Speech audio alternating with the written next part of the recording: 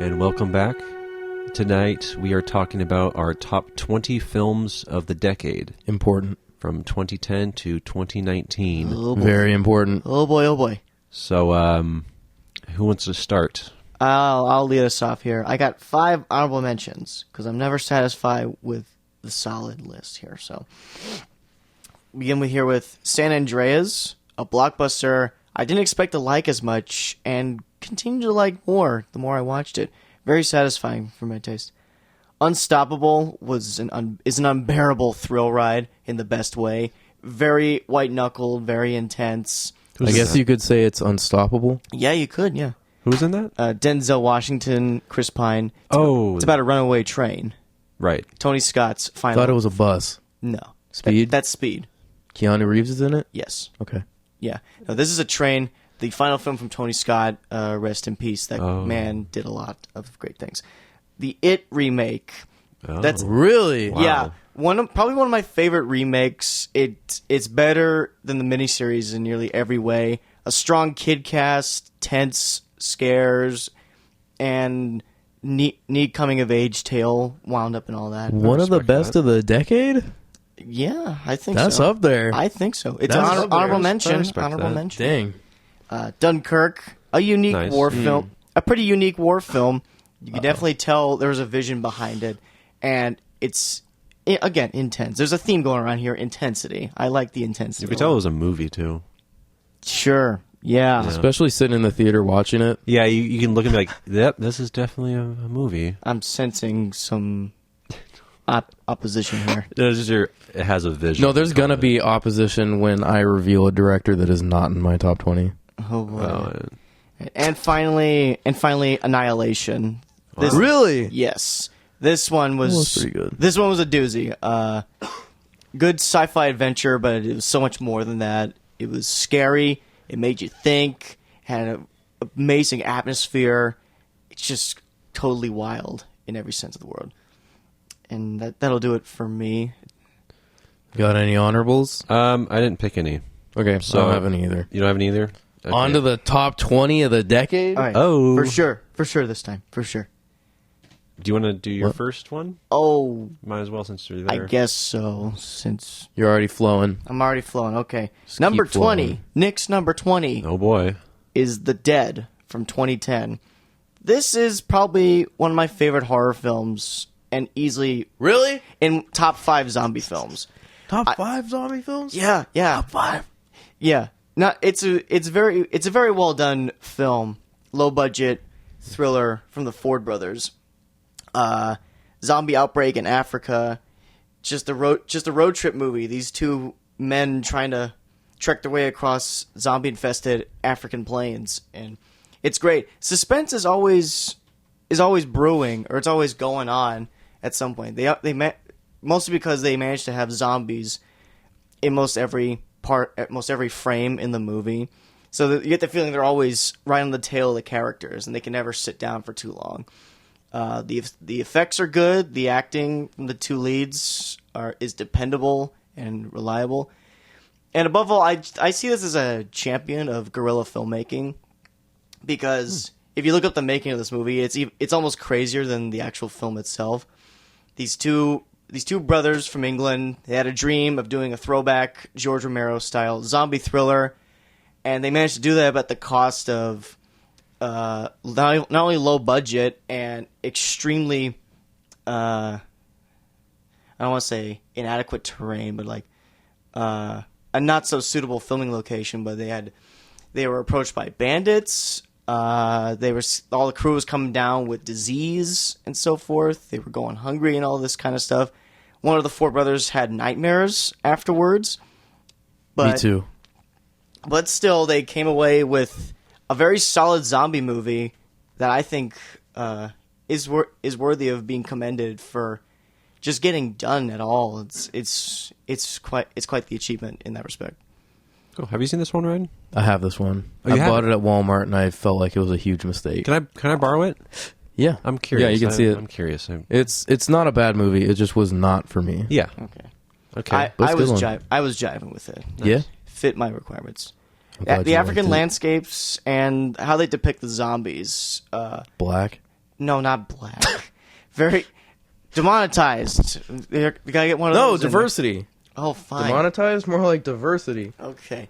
'Cause we're white. The zombies, I like the way they're depicted. They don't explain the outbreak of the virus. They move very slow, and they felt like ghouls instead of mutated monsters. Yeah, I remember. It's not Victor, like you'll have to check. Ghouls. ghouls. Or Or ghouls. yeah, I think it's zombies. Yeah, want me to go? You want to go? Yeah. Let's get yours. So my 20 is going to be pretty weird at times, and this 20 is going to solidify that. Number 20 is Love on a Leash. Oh, no way. No way. That's actually on there. What is that? I was debating this. I can't believe that. What is that? Love on a Leash is about a dog who wants to find true love, so you turn back into a human. It's not a good movie. It's really, really bad, but I love it. it's hilarious. Yes. It is. Oh, goodness. I don't know what. You're always down to watch it. I am always down to watch it. Like, if you guys want to watch it, I'm watching it. But It sounds there's- like we're gonna. We're gonna have to for the podcast. It's just a very odd story, and so much of the dialogue just cracks me up.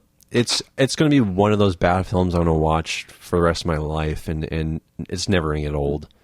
The dog's voice is, well, the character that the dog is very different from when he turns into a human later on in the film. The dog is like this really mean, spirited animal, and it's kind of crude. But when he becomes a human, he's like the complete polar opposite. It's very weird. But gosh, it's so funny. I don't know why that's my number 20, but it just is. That's it. It just makes me laugh. That's a good one. I didn't expect any bad movies. Dude, I didn't on the either, top. but I was just like, Me screw neither. it. Love on a Leash. You sure you're gonna be watching that in 5 years? Yes. 2 years? Yes. A year? Oh, Yeah. shoot. Okay, so off topic. Next podcast, Black Sea Killing Spree. Okay. That bad one that I love. Okay. Get psyched, listeners. Yeah. My number 20, Suicide Squad. My number 20 is actually Mad Max Fury Road. Hell yeah. I could have put it on my top 20 for the color palette alone. Yeah. The orange. It looks amazing. It's shot great. It's got a ton of life and energy in it. And that's one of the very few movies I've seen multiple times in theaters. They're few and far between, but this one was worthy of it. Yeah. Which is surprising, because I'm not the biggest in it's not a racing movie, but I'm not the biggest in racing car action movies. Yeah, it's a. But action this did it for me. God, I'm so disappointed I haven't seen that since. You haven't? I've See seen it so again, many man. times. It's good anytime. I like know that. it's good, but- Post-apocalypse Oh, yeah. and V8 engines. I know, I've seen I it. almost bought it. I have it on Blu-ray, but I almost bought the silver and chrome or black and chrome edition. Yeah. Then I was like, I don't. it'll look gorgeous, yeah, but that really defeats the purpose of when they get to this green area, Right. and it's no longer a vibrant color. I don't see the point of making that film black and white. That doesn't make And I sense. can I can do. literally do that for free by turning down the saturation on my TV. Thanks for selling it, stupid. Well, they saturate it specifically, so they're not just going to 0 every shot. Watch how they do that. No, I could see this being. Well, that's a good number 20. I could Yeah. see an appeal in that, though. Yeah. 'cause- All right. Well, I did almost buy it, Stop but I you didn't. shutting me up. Number 19. Number 19. Number 19. You're good. What do we got? Fudging hell. Number 19 is Captain America: The First Avenger. A Marvel movie. Yeah, I had to get a Marvel movie Oh, in a there. theme park. and You had to? I felt like it. I've enjoyed a lot of the Marvel films I this know. decade. I haven't seen one. So you don't get to make snide looks at me. But I actually do. no, you don't. Me and Scorsese will do it. No, you don't. I've enjoyed a lot of the Marvel films this decade, and technically this one might not be as good as later ones like Avengers Endgame or Black Panther or so on. I was almost debating Thor Ragnarok because the improv humor was so great, and it was one of the superhero movies. I actually felt like they were superheroes, like feats of strength and incredible abilities and everything. I genuinely felt that. But Captain America holds more sentimental value for me. It was my first midnight showing ever. Really? I went with my brother and his friends, and the theater was packed. Everyone was enjoying the movie. And then that Avengers teaser came on after the credits, and everyone just went ballistic. It was great. and I got a button to prove that at home. You got a butt? A button, A button. like a pin, A butt and a tin. like a pin. This or guy's got a something. butt. Yeah, I have a butt. I got a butt. button. Hey, these guys got butts. But getting back to Captain America, I think this is kind of one of the more underrated Marvel films because I like the heart that goes into this one because Chris Evans is so likable in the role of Captain America. This is the first time I felt like I could relate to a superhero. Iron Man's cool. The Hulk is badass. Thor is Thor at the time of this movie came out. But Captain America had some heart behind He's him. just kind of an average Joe in the beginning. He's Yeah, not a but millionaire or anything he stands like up for what is right. Exactly. And he starts as a scrawny little guy, and he gets all this muscle, and he does some good with it. Goes kicks some Nazi ass. And then the movie itself has this very Indiana Jones 80s Steven Spielberg feel to it. That was really neat. That I appreciated. It felt like an adventure. You had all these like Nazi gadgets and whatnot, and the action was cool. The music by Alan Silvestri, very very awesome. And it's visually a pretty inspired film. Going back to the 40s at this point in the Marvel franchise, it was pretty fresh, and it's still kind of a unique setting in itself. So, yeah, I was debating a superhero movie for this one, but this one that. If probably you like it, then I do. plus Yeah, he's got America's ass, doesn't he? yeah, What's the joke? that is America's ass. I thought that was the new Spider-Man. No, There's like a meme where he's like super thick or something, right? no, that's not. I don't know what threads you're looking on, buddy. Good ones. The good ones. Yeah, number 19, Captain America. All right, Number Victor. 19. My number 19 is The Witch. Really?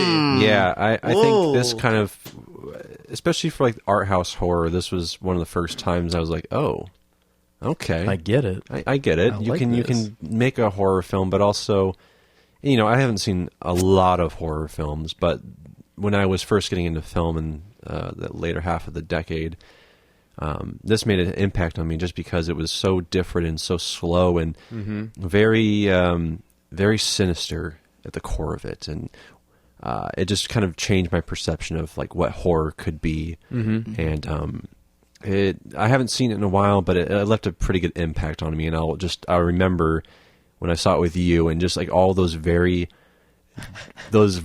intense moments towards the end, and even that final scene. It's just like Leaving that theater was not fun. we're just like, should we have seen that?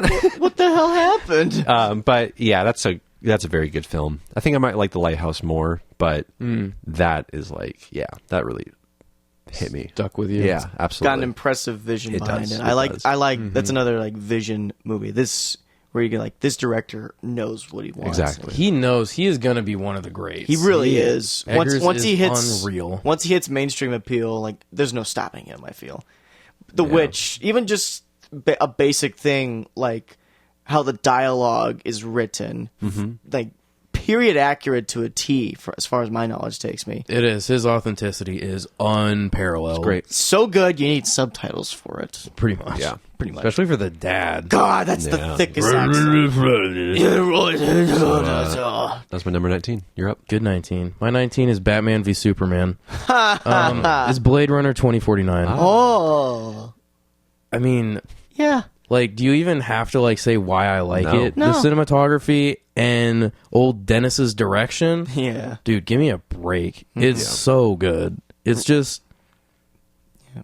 like I can think of like the whole movie in a flash, and I'm like, there's nothing about this I don't like. Sure. I still remember seeing it. We saw it was somewhere in Seattle, Yeah, The the Science Civic Center. Science Center. and it was an Amazonian jungle in there. so It was warm. so hot. The AC wasn't working in the theater that night. Yeah, jackets were off, pants were rolled up. I was debating taking them off at one point. I'm like, I'm in the back, no one's I gonna remember, know. Yeah. I think rolling up my pant legs. Yeah, we all did. I did that. Yeah.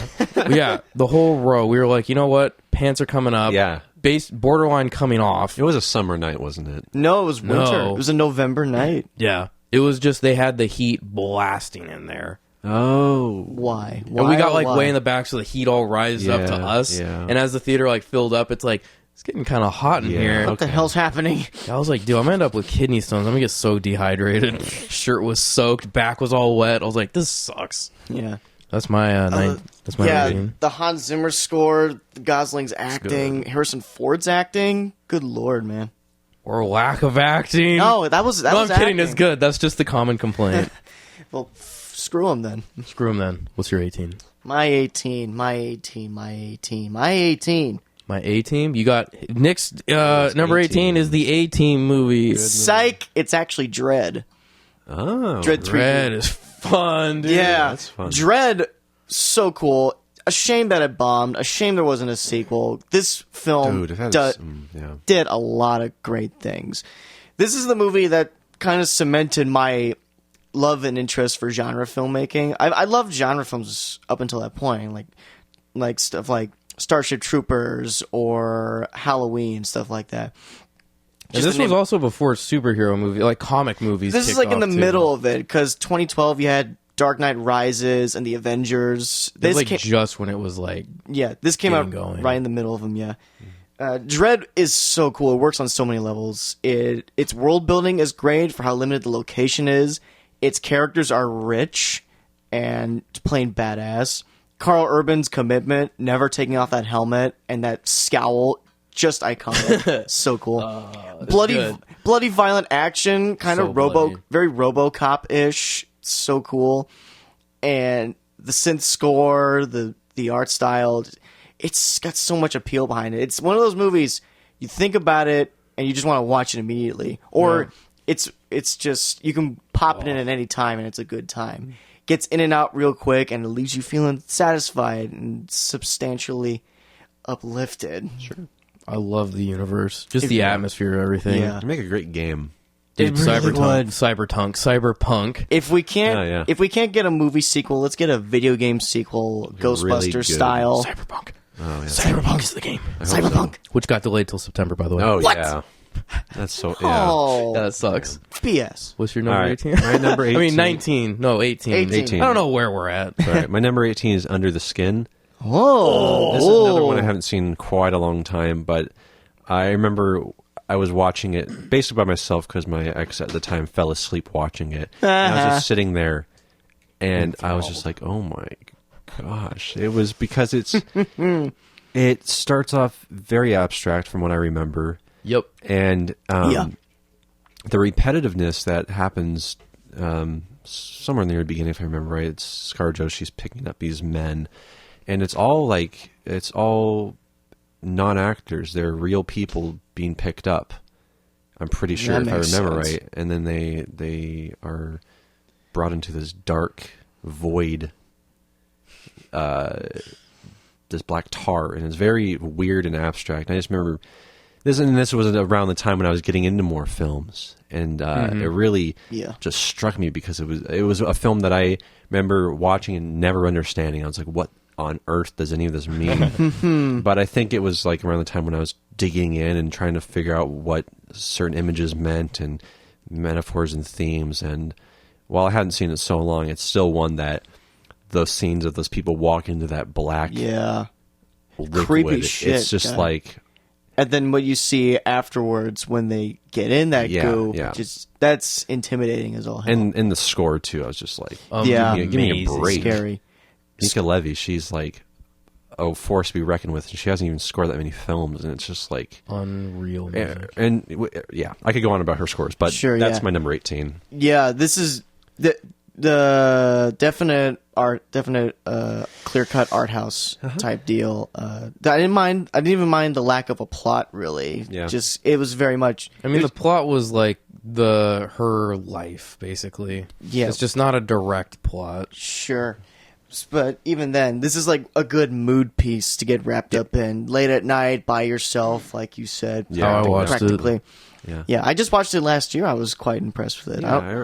This is an art film I was actively like kind of seeking out a little bit. Every time it came up, I was because it has Scarlett Johansson in it. That, and it had a good mystery going around behind it. It's like a mystery, like it keeps you away, but also pulls you in, sort of thing. It's the weirdest dynamic. Like, from what I remember, it's just like so alien. It's so very. That is the best way to describe it. Nothing about, at least as far as Scarlett Johansson goes, nothing about her. She was so unnerving. Nothing about her screamed human. It wasn't impressive. A very cold-looking film. Like the environments were very just like Scotland, dude. It's always cold there. So overall, great film.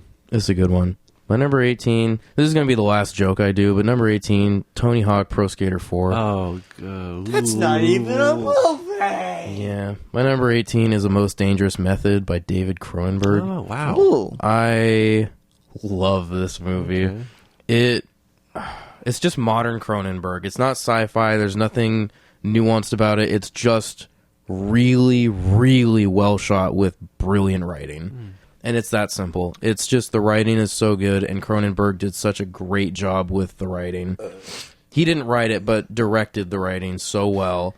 Does it have to do with psychologists and like Freud? period Yeah, film, Freud right? and Jung and back in the day. Ah. And it's great. Cool. Performances are unreal, I too. bet. The leads are Keira Knightley, Viggo Mortensen, and... Michael Fassbender? Yes.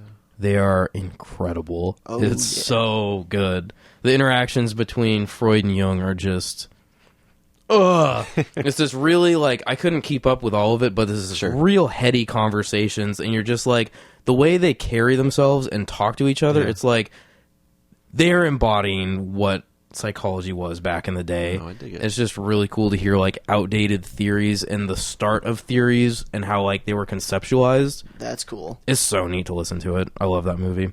My number 18. Cool. My number 17 is Monsters, 2010, Gareth Edwards. And again, another solid achievement in guerrilla filmmaking. One guy wanted to do a monster movie, got 7 people together to make up a film crew, went all over Central America and the southern U.S., made themselves something different than most creature features.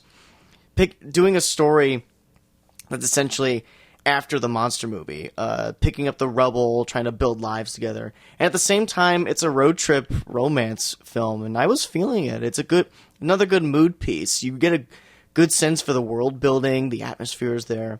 The 2 main actors, just like how they like come together and learn to love each other. It's you start to grow on them. You start to grow attached to them too. It makes the journey all the more great.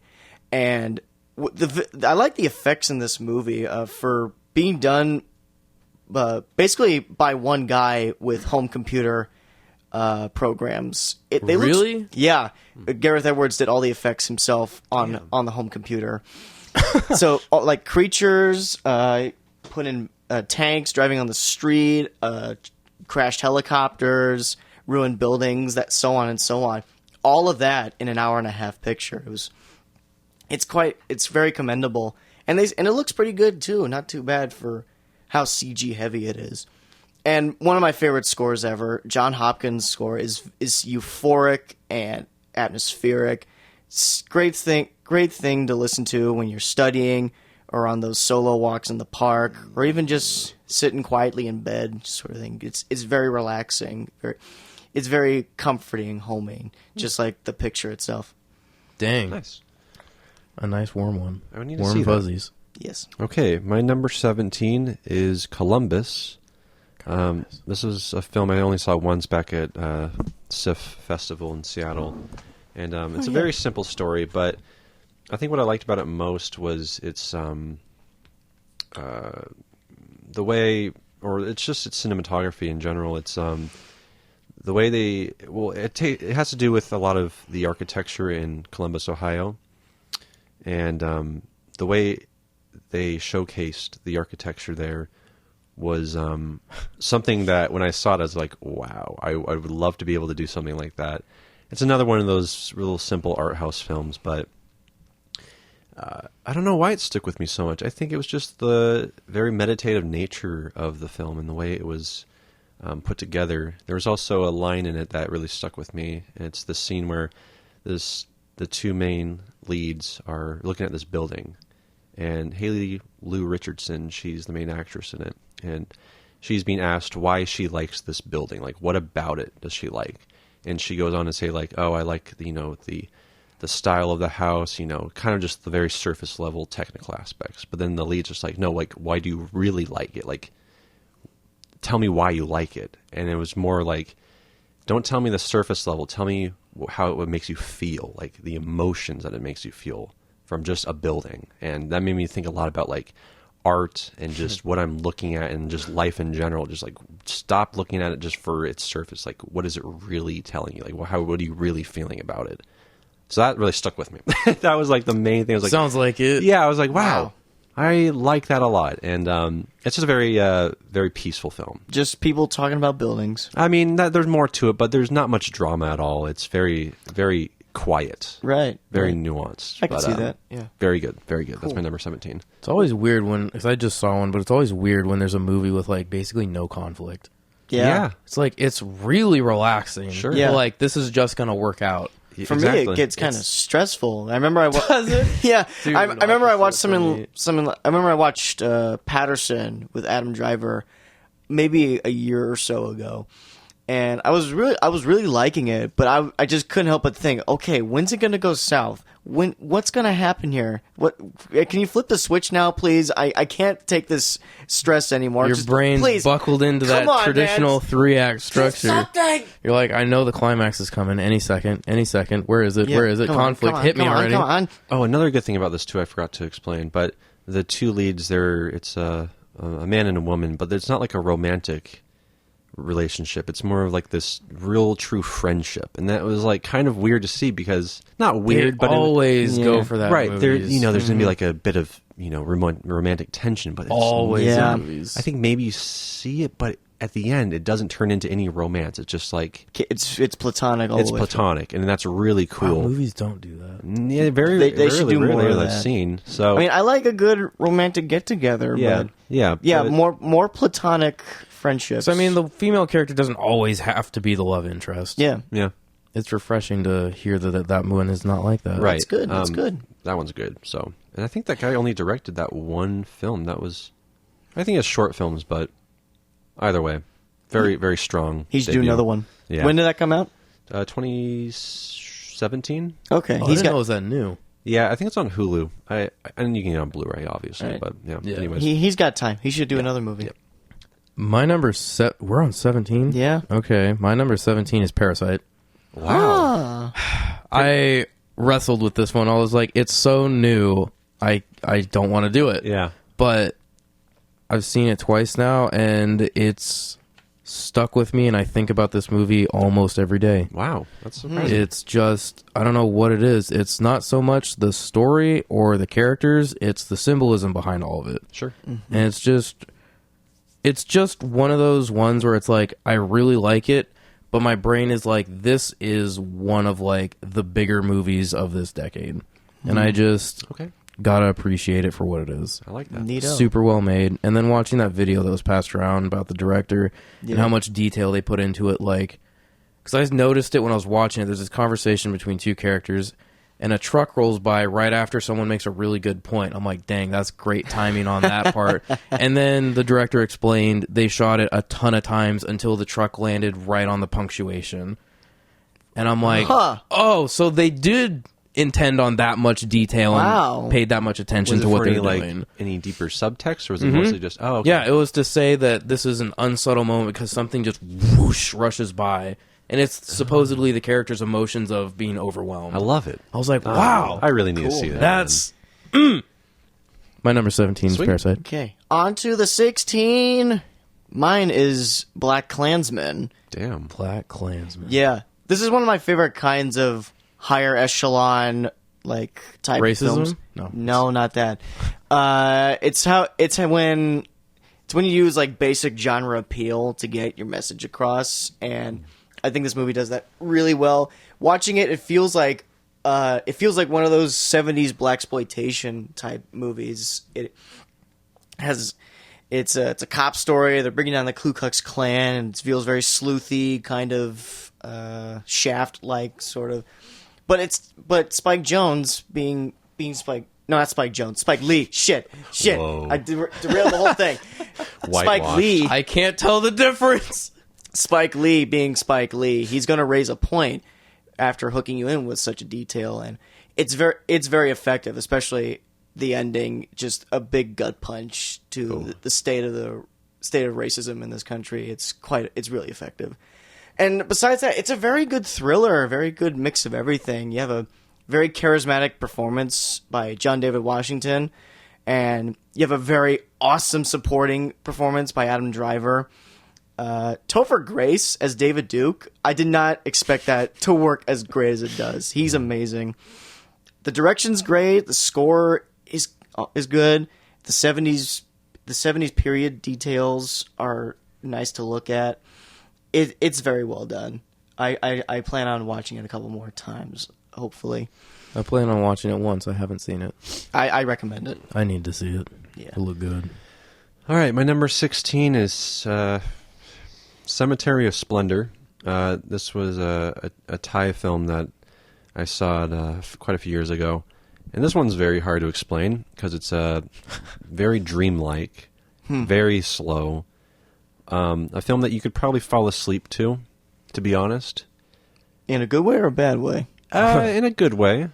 But also, like, you know, it's just very cozy and slow. And so with that comes, like, I want to close my eyes. But what stuck out to me was that style of filming, that very meditative style that I hadn't really seen before.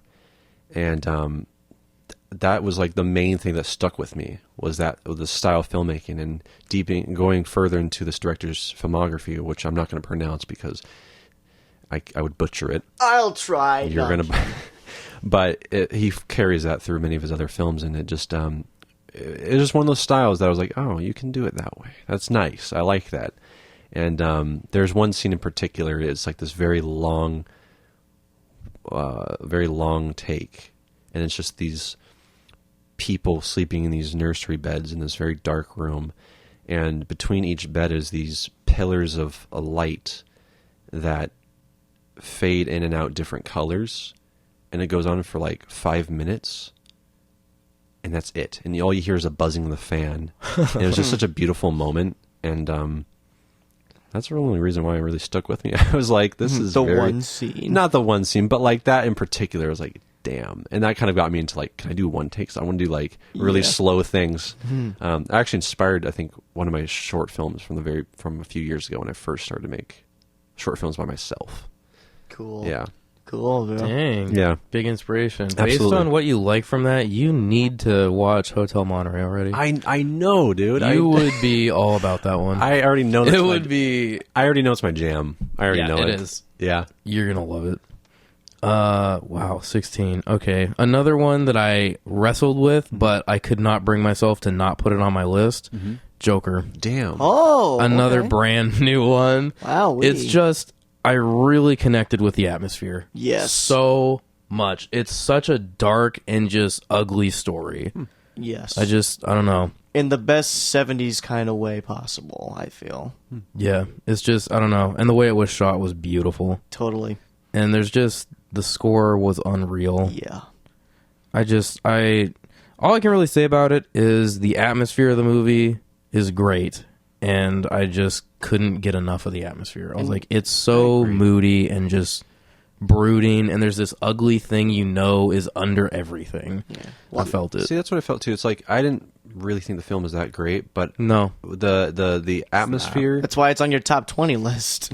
I know, but the atmosphere's that good, and just kind of that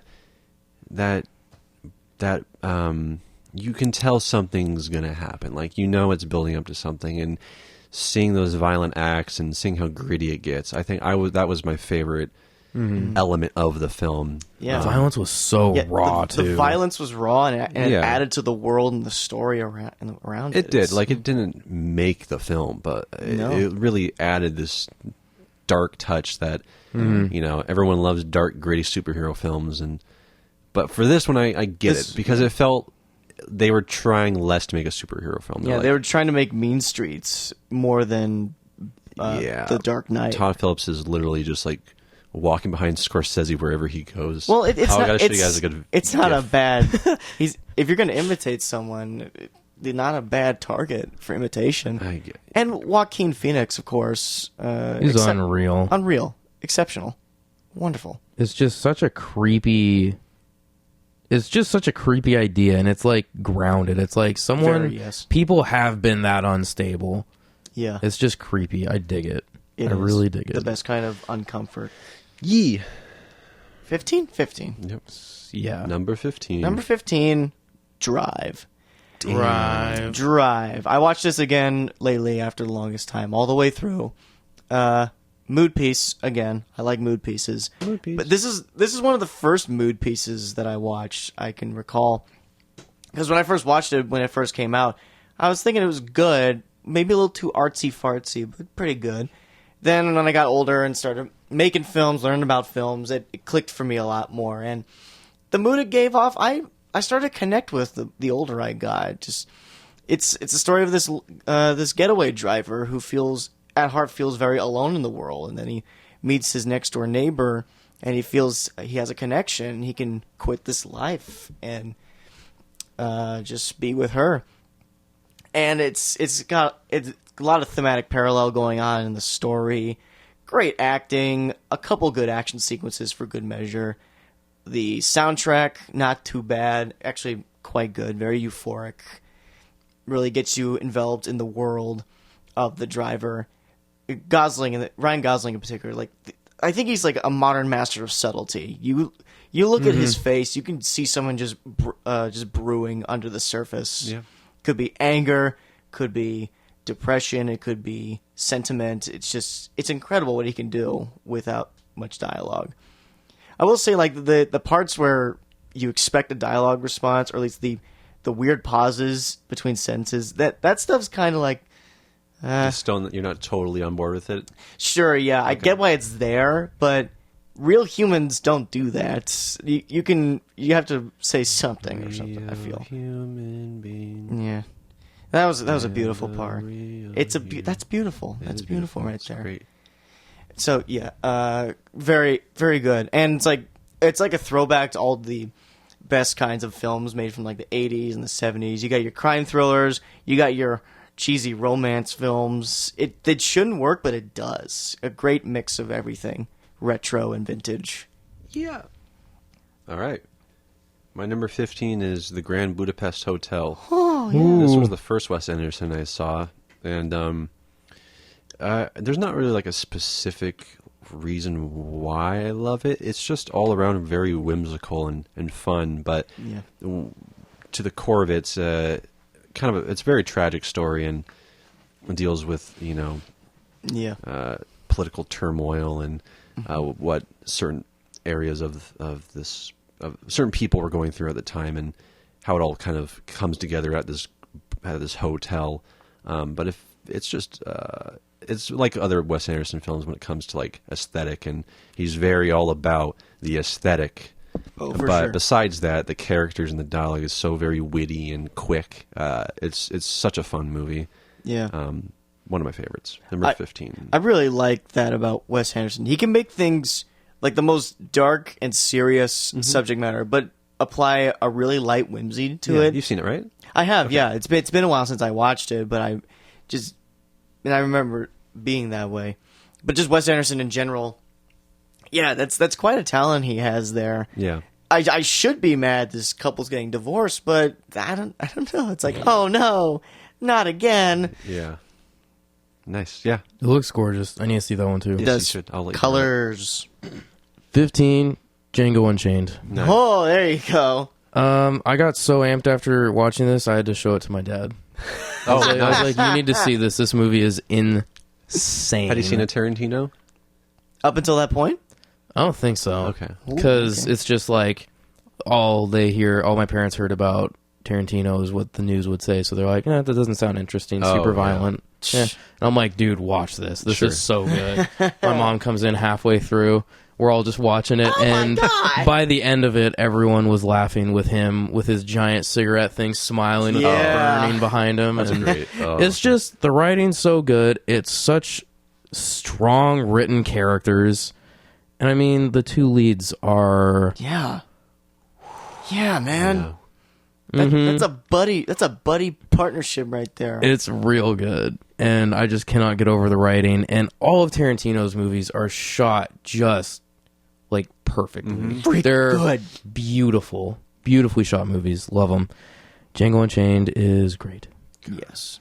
Nice. Speaking of beautifully shot movies, my number 14 is Inside Llewyn Davis. Oh. It's my favorite Coen Brothers movie of the decade, and the camera work in that is so unreal. Yep. Particularly in the Greenwich Village segments, every shot feels like or looks like paintings. You could frame in a museum or at a 5-star diner. I'm sorry, what was the movie? I was looking at the audio. Inside Llewyn Davis.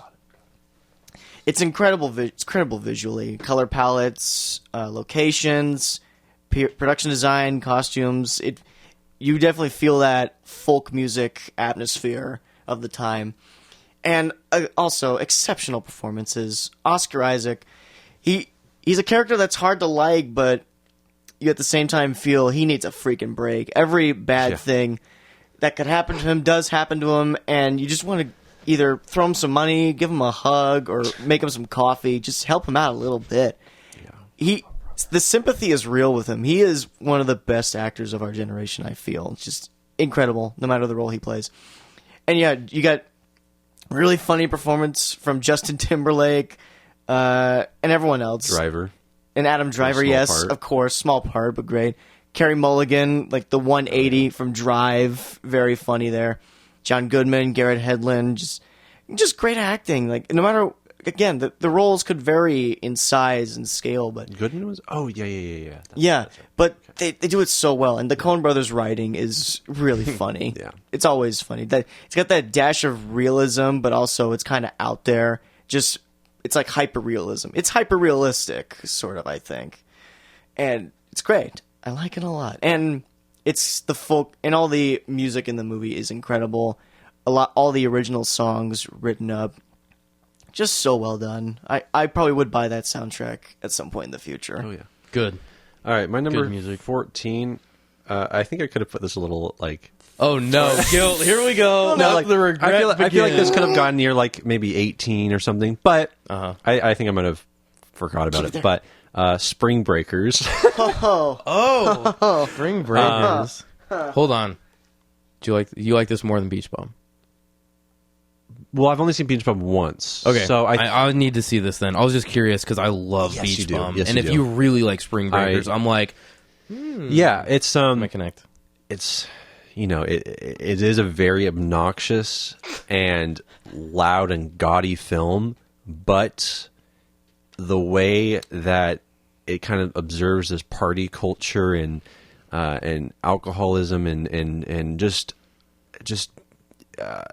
basically just your youth and just this observation of youth and during spring break, it's very cool and very a weird way of looking at things. So it's not very it's not like he's like, this is bad per se. He's not like looking at it like this is awful, you shouldn't do this, but it's more just like, this is what it is and take it or leave it. And it's actually kind of sympathetic too towards the main cast of girls, especially Selena Gomez's character. She is very conflicted with what happens later in the film. She's like, I want to be with my friends and have fun, but like this is kind of going against what I believe in. And it kind of is a really interesting character study too. You would not expect it from the opening scene of boobs, beer, and Skrillex. You would not expect it. I'm watching this right now.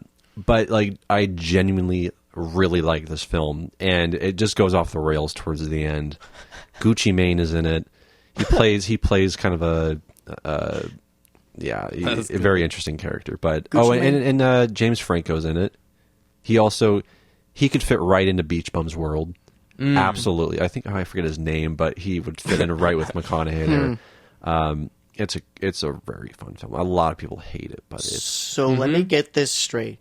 Gucci Mane is an actual person. Yes. Okay. You didn't... He sounds like KG. he sounds like a brand or something. Well, the Gucci, yeah. Gucci's Gucci, but just saying Gucci Man. Gucci Mane. Gucci Mane. Gucci Mane. Gucci Mane. It sounds weird to me. It Well, just yeah. sounds weird. These celebrities and their names.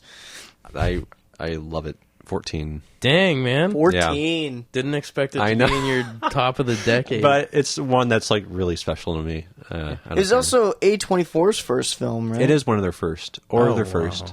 Yeah. Yeah. This is the start of an empire right there. yeah, really. Indie film empire. With one like that, that's surprising. Yeah.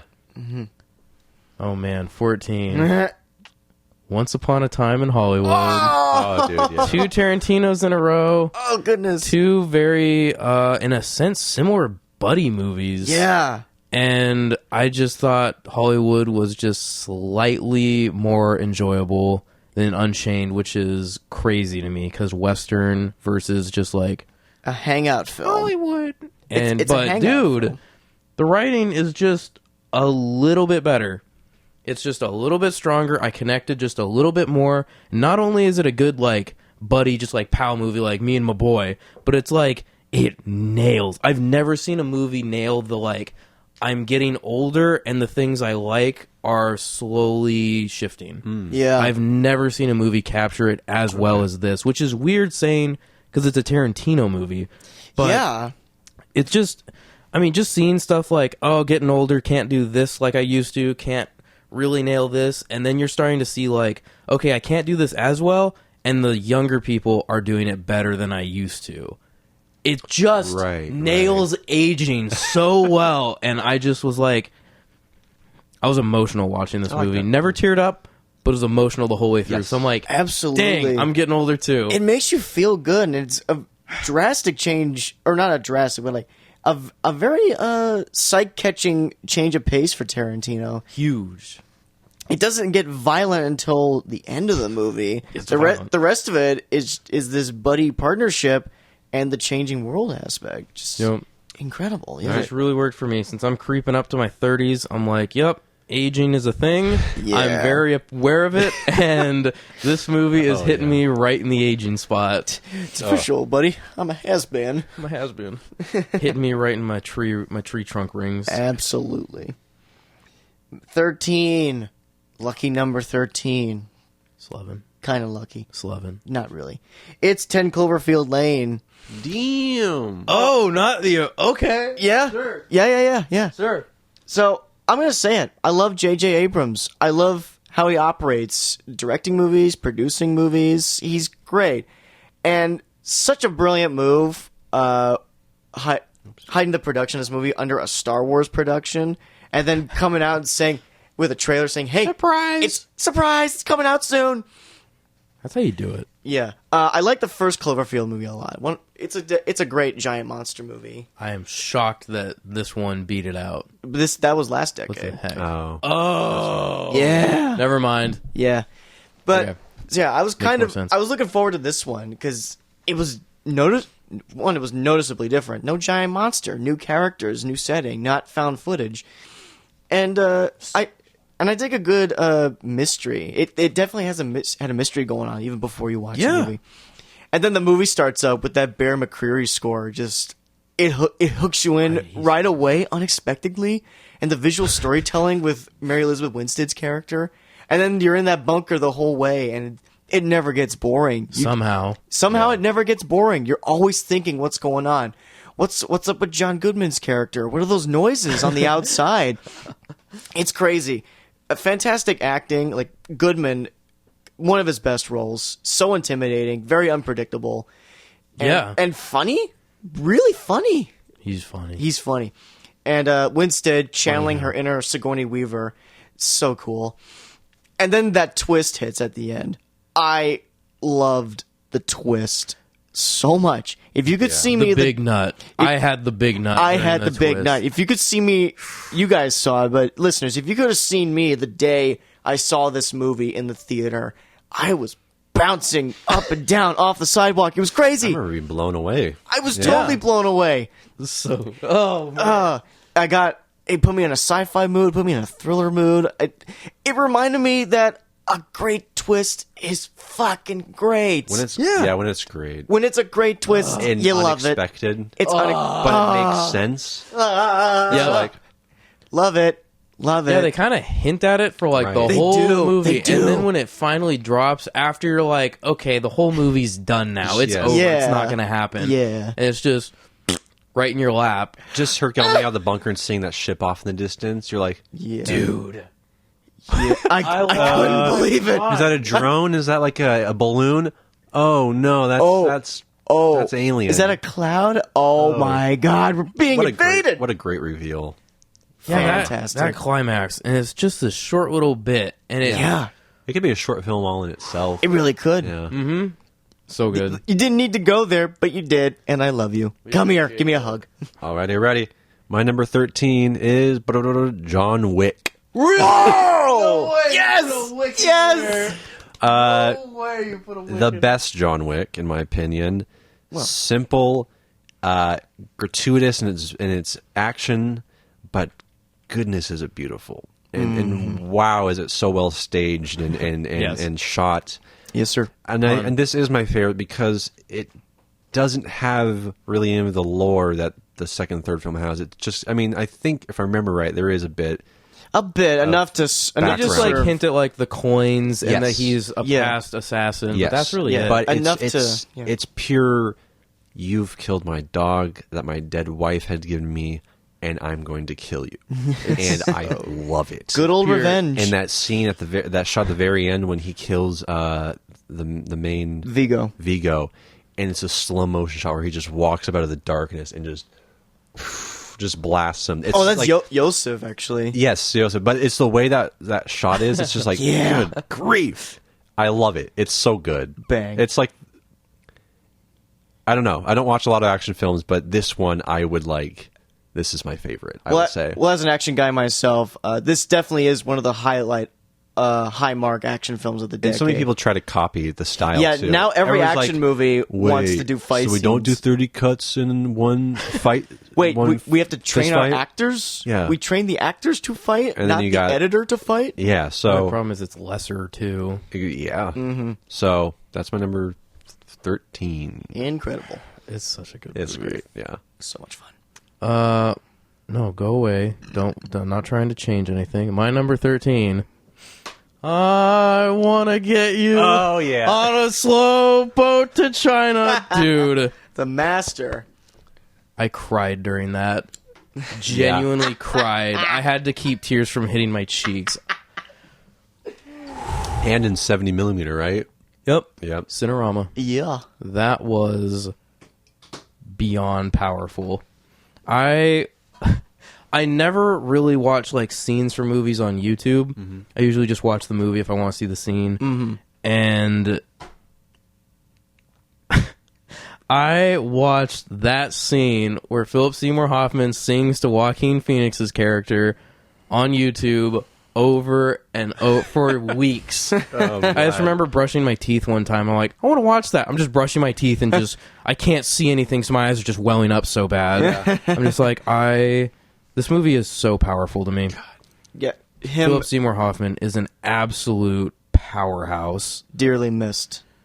Very He's- dearly missed. One of the greats. Yeah. He is unbelievable, and paired with Joaquin Phoenix, It doesn't get any better than that. Unbelievable. it doesn't. Like, I could talk more about the movie, like how it looks and just how it sounds and the music and everything. But honestly, that one scene is enough for me to put this in my favorite of the decade. I love it. Because Philip Seymour Hoffman, being as good of an actor as he is, delivering and just seeing him like his lip quivering as he can barely get this song out. Yes. And then watching Joaquin Phoenix's reaction to the song, and he's just like covering his eyes, like, I don't want to cry here. That one scene is enough for me to put this in the best of the decade. Darn it. Yeah. Quite the funky odyssey this movie is, but it is quite the craftsmanship. Yes. And the like interrogation scene was great. My God, that was lighting. I think that was my favorite part of that film. That first interrogation, it's so engaging. It really pulls you into their conversation.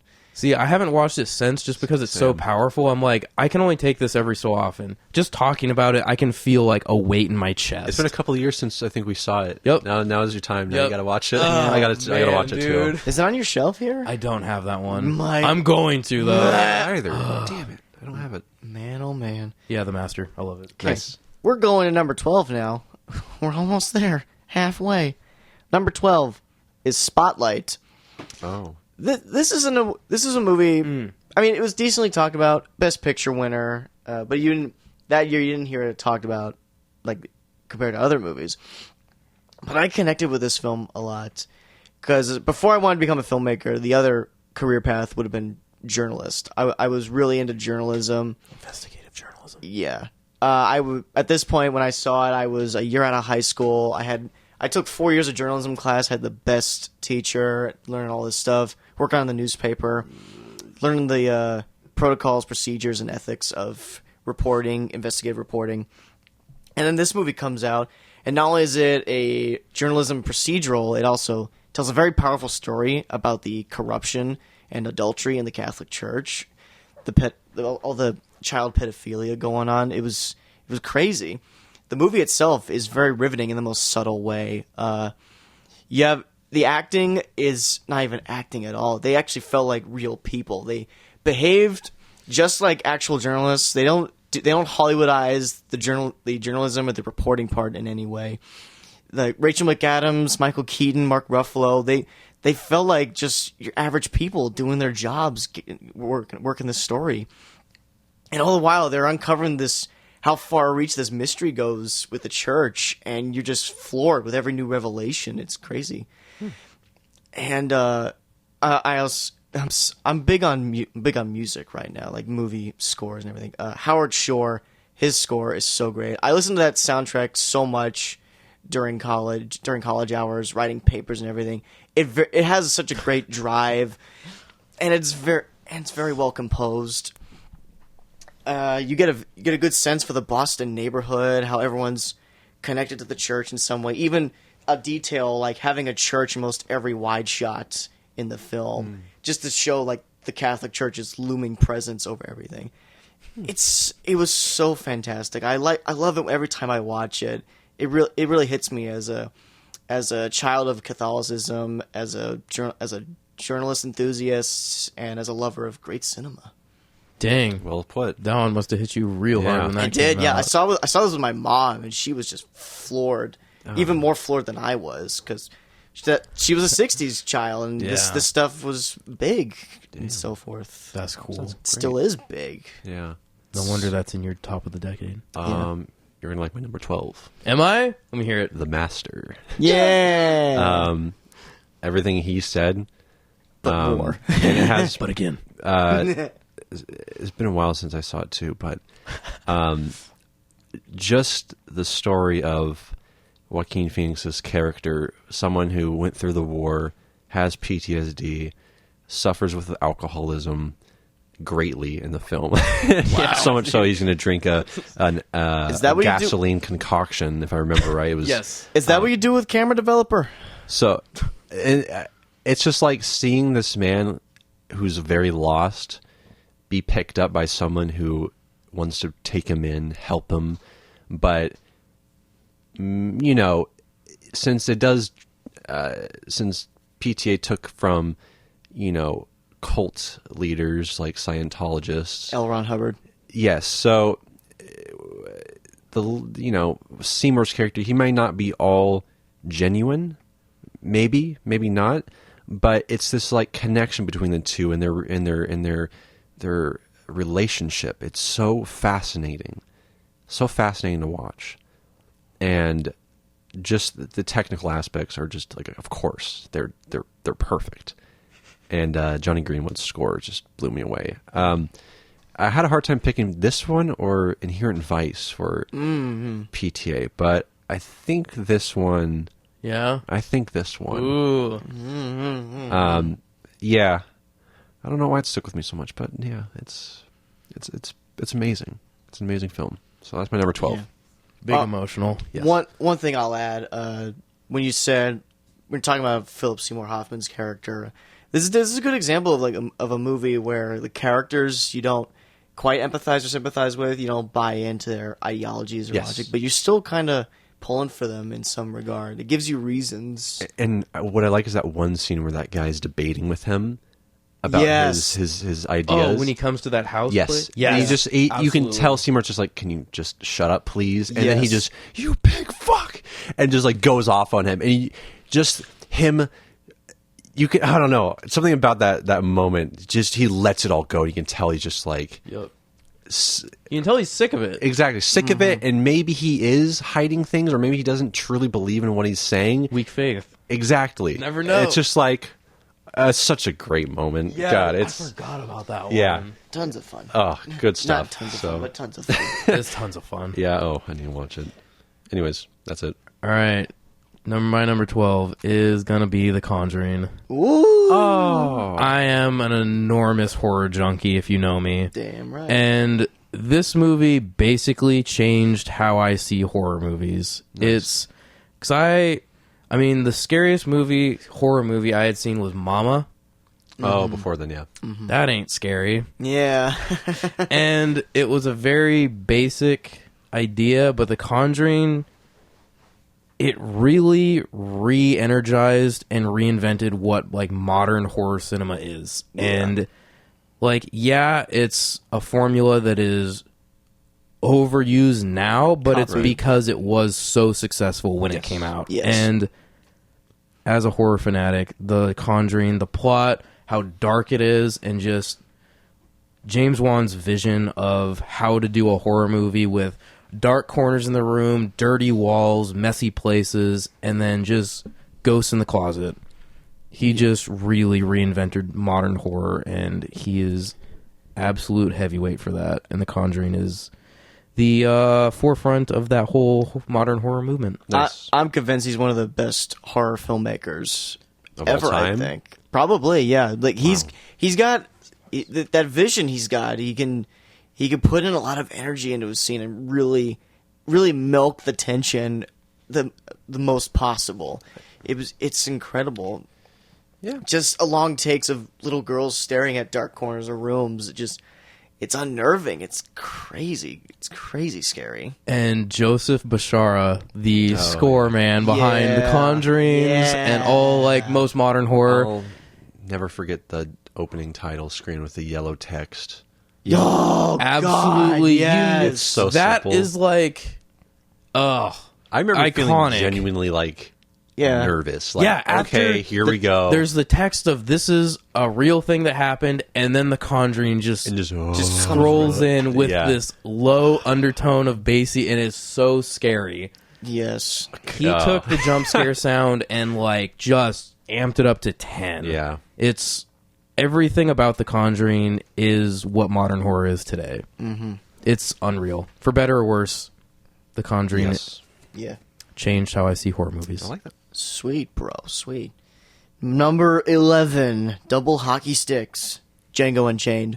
Oh, yep. Nice. Quentin Tarantino never disappoints, unless you're one of those hipsters who think, oh, he's not all that great. Shut up!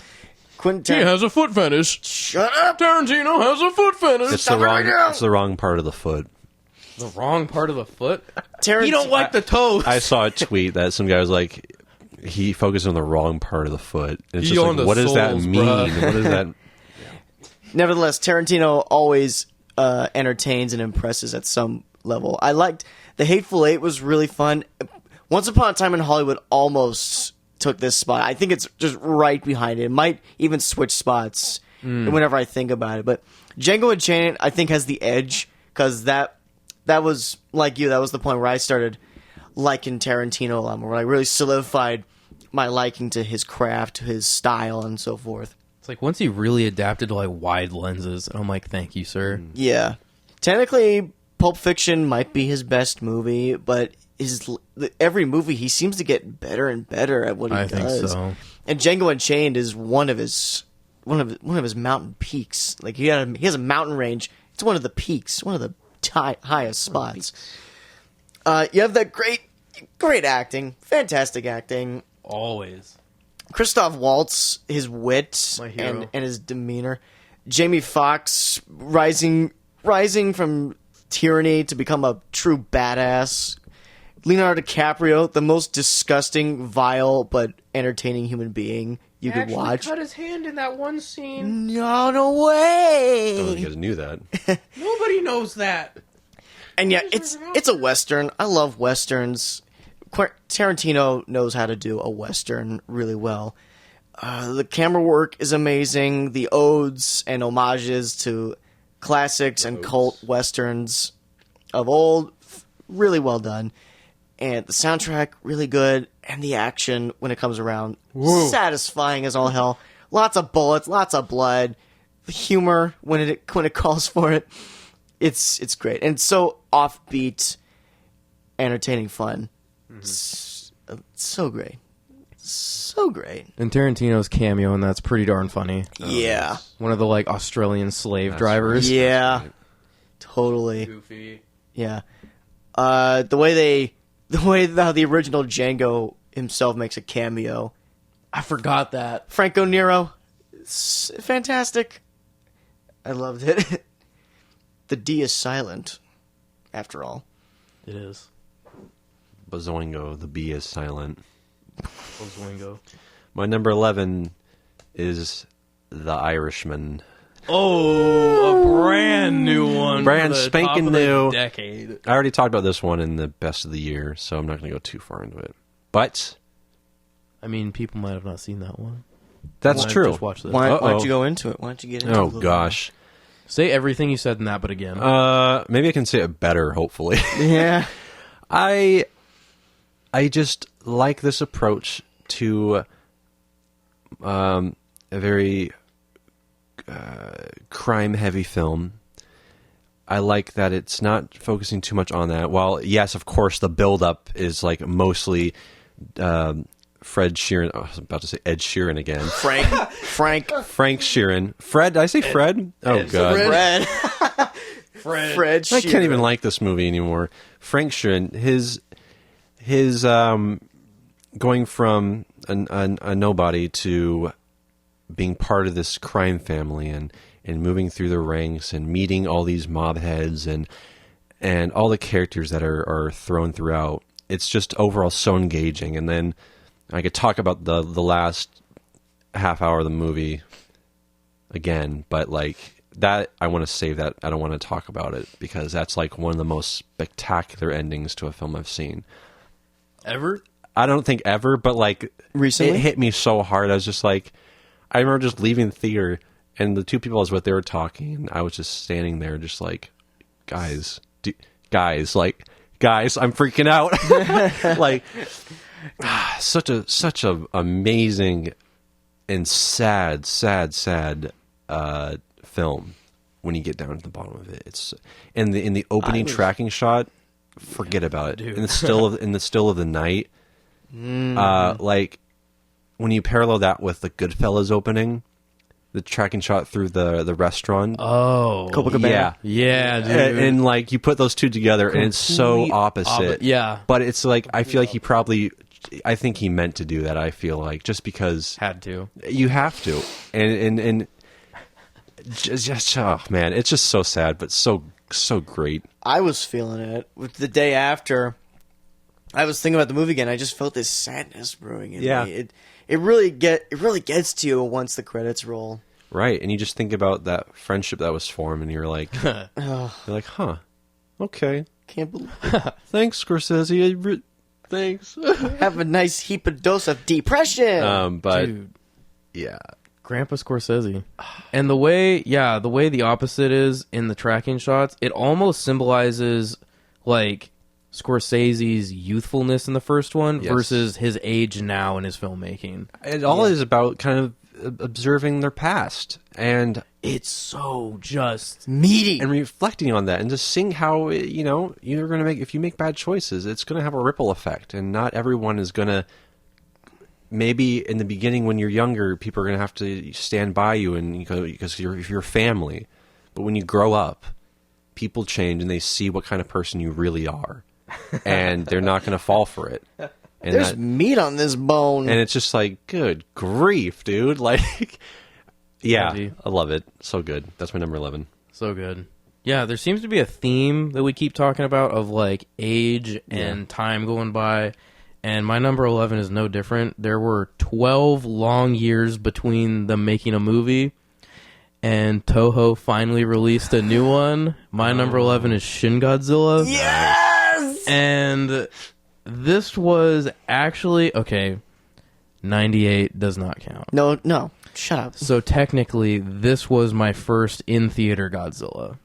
And this, I Totally had unreal. tears running down my cheeks when he finally did his atomic breath Yo. on the big screen. I couldn't handle that. It was too much for me. That was my first Godzilla on the big screen, and Yeah. oh man, Also, the most amount of subtitles I had to keep up with in a film. It's a fast movie. For being as long as it is, it's relentless. Absolutely. It never stops moving. It never stops giving you information.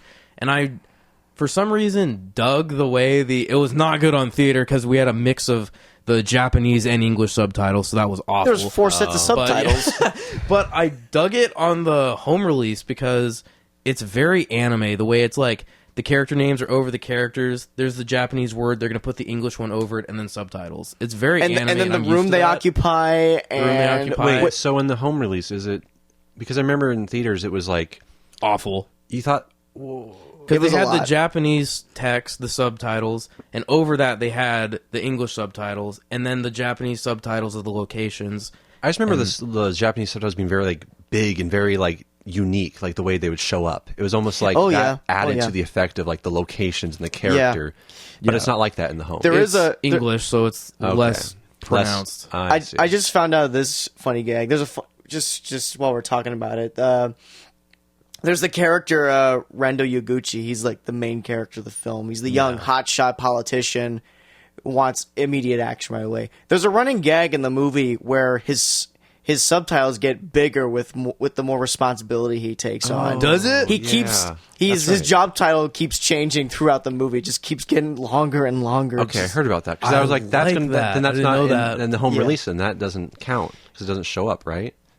It wouldn't show up because in the English subtitles, it still gets longer. Oh, does it? Yeah. Oh, okay. I'll have to see it. I didn't pay attention to that. I didn't know about that. Yeah, I was crazy. Yeah, this movie is equal parts political thriller and giant monster movie. And I liked both. Like, I really liked seeing the messiness and the middleman aspect of how Japan does their governments and stuff. I thought that was fascinating. Yeah, man. I was like, that's so cool how they can't do an action unless like 13 people have agreed on one regulation change to make something happen. And it's just really cool to see how ineffective it is for like, what if a giant monster comes out? Sure. Yeah. We have to do everything in our power to talk about it and make legislative orders and all this new stuff. It's just, I dug it so much. And then there's Godzilla himself. Dude, I felt so much anxiety when I was in the theater because I was like, he's not the Godzilla I know right now. He's small. He's like a grub. Right. Yeah. And I'm like, this is not good. What the heck? This is the... He starts going to like a fish thing, and he's like a tadpole, and I'm like, how much time is Godzilla going to get? And then it starts cutting for a really long time to the political part, and I'm like, this is good, but Godzilla, please. This is a Toho production. I need to see Godzilla. And then he comes out. Yeah. And the music and the classic roars they use from the older ones. And the old sound effects for like building destruction and whatnot. Dude, I need to watch it again. I'm so stupid. This is I feel like I would have... Yeah. I've been trying to watch this for like 2 weeks straight. This is one of the this is like the freshest Godzilla concept. And he's scary. Scary as hell. I can't look at his face without clenching up a little. You don't know what he's going to do. He's almost insect-like, where it's like you have no clue what he's going to do. Like his face has no emotion. He's mad. He's going to destroy. Like, what is he going to do? I like that a lot. It's terrifying. He works differently but amazingly in comparison to legendary Godzilla. They both work for their own different reasons. ways. But Shin Godzilla, just incredible. Shin Godzilla does it for me. That's probably my favorite Godzilla movie in general too. This just really connected with me. Yes, sir. And the ending took my breath away. Haunting. The last frame of the movie. Haunting. I don't remember. The tail. You don't remember the The tail? last shot of the movie. I literally haven't seen it since theaters. destroyed me. Wow! I know, and I have it too. And You have to watch it. Yeah, dude. The people. Go watch the it tail, right now. We'll wait for you. That's right. Now, the last frame, and then it just holds with no sound, no audio, and then it cuts to black and credits. The one thing I remember is that symphonic, classical. That is when he does the atomic breath. That was when I cried. Beautiful. Yeah. It's like, give me a break.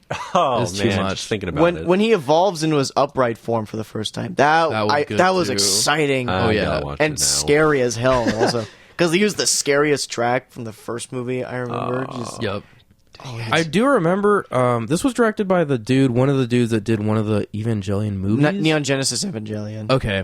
Yeah, and that's why it has such like an anime destruction style. Yeah. But I still remember I have to get this out of the way. Maybe it's me. I cannot get past the fact that when he is before the final form, I'm like, this CGI looks like Duke at times. What? I don't know why. In the early stages when he's walking through the city as like a tadpole thing, he's the cute Godzilla, the big bulgy eyes. I'm like, this look kind of awful, you guys. Yeah, that's that. I'm done with that. Okay. Next one, Nick. What's yours? Okay. Number 10, halfway point. We are there. Number 10 is Inception. Nice.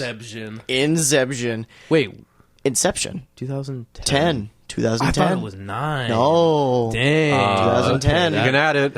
No, it's okay. Yeah. Pretty good eye opener for a general audience, I'd say. Well, I mean, everyone knew Nolan up until that point, but Inception, it was like a gut punch. It was a gut punch of original filmmaking that everyone was hungry for, and it still holds up really well today. The whole dreams concept is really cool. It works on as like a casual viewer, and if you want to sink your teeth into thematic elements, Nolan's really good at that. He knows how to appeal to the basic audience member, but also make them think at the same time. A heist movie in dreams. It's quite the concept and very well realized. Highbrow. Yes, highbrow, high class cast, thrills every minute, unique set pieces, an iconic score by Hans Zimmer. Oh, yep. The birth of the Blom, for better or worse. Yeah, it's so great. The way it dissects its characters, or at least in particular DiCaprio's character, all the trouble that goes on inside his head. It's fantastic stuff. And that ending just took my breath away. The first time, the second time, the third time, every time. I throw fits. I'm just like...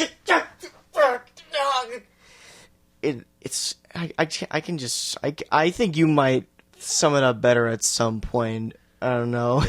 Maybe. I have a feeling on this one, but Inception is incredible. Debates still rage on about how the movie actually ended. Yeah, still. Quite groovy. Yeah. And as good as the visual effects are, like with the city folding on itself, the practical effects of like the hallway, the train and everything, yes. the train going through this thing. Yeah. Great. Yeah, the 0G bits. Oh yeah, the dream stuff is so cool. And editing. This movie is editing. I need to watch it again. Particularly the last act when they have to ride kicks. It's I know it's insane because they jump between like 4 different levels during different scenarios and they have to editing. You haven't seen it since it probably came out, huh? Well, me and my dad watched it like twice, like in a row. Okay. Because we were like, again. Again.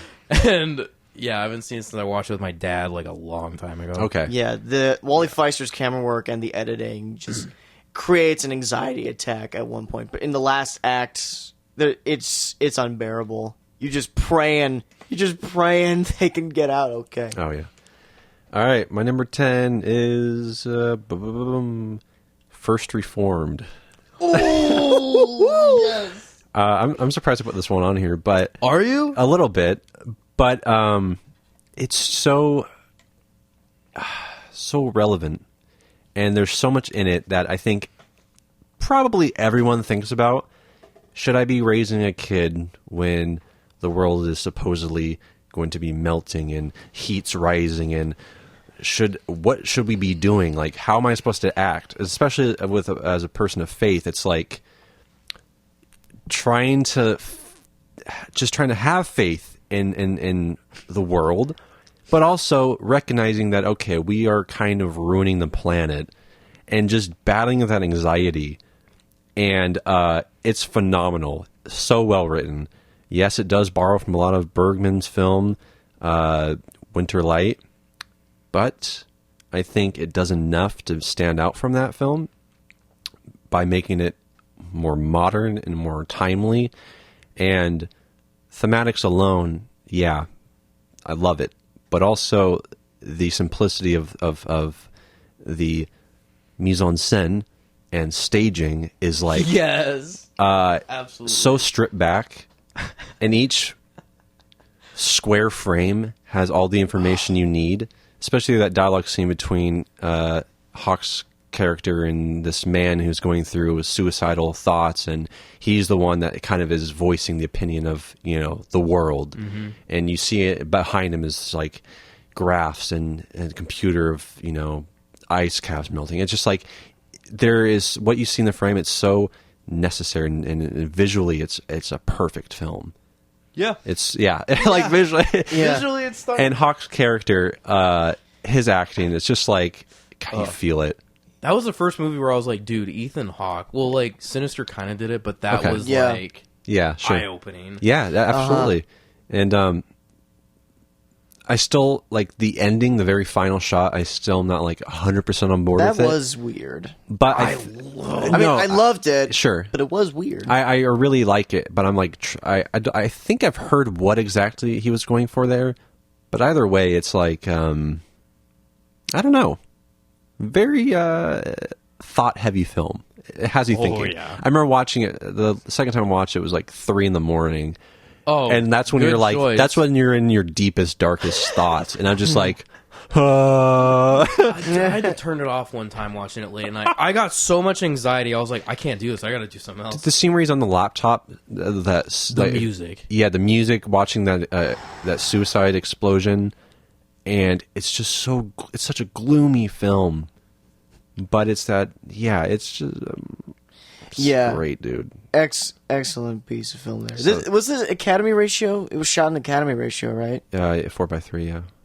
Okay, yeah. The camera is really good. Character's really good. Thematic material is really good. I might have to watch this again. Thinking about it now. You should. Yeah, I like Paul Schrader. I'm starting to like Paul Schrader more and more now. Taxi Driver's one thing, but yeah. Oh, you're gonna like. Well, he didn't direct it, but he wrote it. I'm pretty sure it was Bringing Out the Dead. Yeah. Oh, the Scorsese film. Yeah. I want to see that. With Cage. Oof. He also did Schrader Scorsese. Man. Yeah. Schrader also wrote Rolling Thunder. Yes. With William Devane and Tommy Lee Jones. That's a great little revenge thriller there. But that's my number 10. Can't believe we're on the top 10s. We're halfway there, bud. Heck yeah. Mine is Phantom Thread. Oh, nice. I was speechless leaving this movie. Okay. And this was my first review on Letterboxd. Wow. And I gave it a perfect score with a just super loving review because I was so moved by this. I was like, I want everyone to know how much I love this movie. I was like, it's so good. Everyone needs to know that I love this movie. It's just a classic film. Yes. And at first, I really hated the twist. I was like, because the movie, the way it plays out, it's written in a way where it's very much, it says the movie is this, and it's showing you something that says what the movie is. And then by the third act, it takes what it says it was the entire time and says, we're not that, we're this. And that was jarring to me, and I hated that. It was a jarring twist. And I watched it again, and I started to pick up on how subtle the writing is. There's a lot of hints in there that I didn't catch. And once I started seeing them, I was like, okay, this is not as bad as I originally thought. But as for the rest of the movie, the writing, the pacing, the editing, oh my word. And what's the actor's name? Daniel Day-Lewis. Daniel Day-Lewis literally did no wrong in his entire career. Never made a mistake. This is his swan song, too. Basically perfect. Oh. Yeah. And he's perfection in this. It's so good. It's just the anger that it's always just tongue-in-cheek, kind of passive-aggressive anger in this is just... I love this movie. It's just a great film, and I don't get emotional watching it, but I am just silent when I'm watching it. Sure. I am so engrossed when I see it. Every time. Everything about it works. Wicked, bro. Me like Phantom Thread. Big. Like you long time. I'm glad you like it a lot. Long time. Number 9. Crap. It's like an upside down 6, but it's 9. Number 9 is Mad Max Fury Road. Yours is up there. It's up there. Mine feels really low For now. one thing, I love the Mad Max movies. I've loved them since I was younger. Like the Road Warrior. Didn't. You didn't. I actually didn't. Wow. The Road Warrior is... The first one was overrated. But I'm not gonna lie. Not gonna lie. It's good, but like, the Road Warrior seen it. is the one. It's the one. So I was hyped when Mad Max 4 was finally coming. Yep. Yes. So, and yeah, this marked a period where action films started to get noticeably better. This decade, we had like a bunch of great landmarks. It was nuts. You had the Ray duology, you had the John Wick trilogy, the last 3 Mission Impossible films, and then Fury Road was the pinnacle. It was the biggest gut punch. It's like, we could do these, guys. We could do these good. We don't need a million different cuts. We don't need bad storylines. We don't need actors that can't fight. We need the opposite of all of that. And this is another one like John Wick where it's almost like it's okay to be a simple story. Just like we want to go somewhere. This one And strips make it it way extreme back. as it can be. yeah. This one strips it way back for the best purposes. It's a chase. The whole movie is a chase, and it's intense almost every step of the way. I miss Chase. The world building, so great. The production design, incredible. I miss post-apocalypse movies at this point. Guitar flamethrower guy. Guitar yeah. flamethrower guy, and the action, so unreal. Lots of car flips, lots of explosions, lots of bullets being fired. Fantastic. And the story itself is not too bad. Actually, it's pretty like damn it. great. Tom Hardy, he's the best. What's going on now? Nothing. Sorry, Nothing. I got sidetracked. No, you're good. No, don't worry. Tom Hardy was the best kind of replacement for Mel Gibson. He does a great Mad Max in his own little way. Charlize Theron, one of the toughest action heroines in a long-ass time. Yes. And really, no character felt useless in this movie, which I was really happy with. You had the brides, who are technically like the MacGuffin, the whole reason the plot is getting going in the first place, but they still contribute in a couple different ways. And then subsequent other characters are really entertaining, adding to the world, and just being overall as maniacal as the tone, and just straight chaos. This movie is the best kind of controlled chaos. And it tells a lot with its visuals, with its music, with its color palettes, its editing rhythms. It's a fucking cinematic experience, unlike no other. Hell yeah. Quite a summer blockbuster. Dude, I haven't seen it since we saw it in theaters. Really, I've seen Wow, it so really? many times. Yeah. Get freaking. I watched our review of it. Oh, yeah. Oh, a review. What did you think of it? I don't even remember. The review? Yeah. Did you not like it? What's the? No, I really liked it, but okay. just listening to our observations of it and what we liked about it, I'm like, God, so young. And like the How filming. innocent. How pure. I like the cars flipping. Like it was really cool because like it was just you could tell we're starting out reviewing films. I'm gonna have to watch you that. will. You might cringe a little bit. I did. That's okay. Go searching the channel, listeners. that's- You'll be pleasantly surprised. That's it. That's all I have to say. Sorry. Just had to throw that in. That's good. My Number number nine. 9. Number 9. 9. My number 9 is okay. Upstream Color. Really? Yeah, I know you don't really like this one. Right? No, I just had a seen that bad. one either. Yeah. I just had a bad history with it. So this was, I think, one of the first times I had a film genuinely kind of blow my mind because I was I saw this pretty young, and I can tell you too much about the story, but it's a very complex and engaging film. God, how do I even talk about this movie? This is a really hard one to talk about. It's funny because the last time I tried to watch it, I actually stopped like 10 minutes in because I was like, I'm not in the mood for this. Jeez. Oh, Super heavy? Well, I think I wasn't in the mood for like a very obtuse, abstract film. I got you. So I was just like, yeah, I'm good. But Try watching this for a college class. I can't imagine. But it was one of the first abstract films I had seen. And it just stuck with me because it was one of those cases again where I'm like, oh, wow, you can do something like this. You can make a film very abstract and strange and bizarre, but also have like very intimate characters and very good dialogue, very thoughtful dialogue. And it really inspired me when I first saw it. Mm-hmm. And that's all I have to. I haven't seen it so long. It's such a weird movie, and that's all I got. I might have to watch this for old time's sake because you should. Because like I said, I watched this for a college class, and it was annoying the hell out of me trying to watch it. I stopped it at one point. I came back to it maybe an hour and a half later, and I finished it out. And it was just pissing the shit out of me. I just couldn't get what this I think fucking it movie was helps putting out. It was when you have a aggravating. better idea of cinematic language. That's not a good film Yeah. to see when you're starting out watching films. Yeah, one of my first film Yeah. classes, it was You're like, annoying. what the? This It is was bad. stupid. Yeah, and then I watched some guy break down the plot on YouTube. And Yes, it was I think I did too. And I was like, Yeah. oh, why did they just say that? That's yeah, sure. why So, why tip dance around this bullcrap? Just give it to me straight, Doc. Yeah, it stuck BS. with me. But that's my number. But I do remember like camera work and just it was clear they were trying to tell something with the way it was structured. Yeah, and the thing too, it's like I feel so bad for this guy because he has Character or director? the director. He only has 2 films, this and Primer, which is another really great psychological film. Yeah. But he has one that's been trying to be he's been wanting it funded for so many years, and no one gives him the money for it. That's It's a so shame. sad, and he's such a promising director.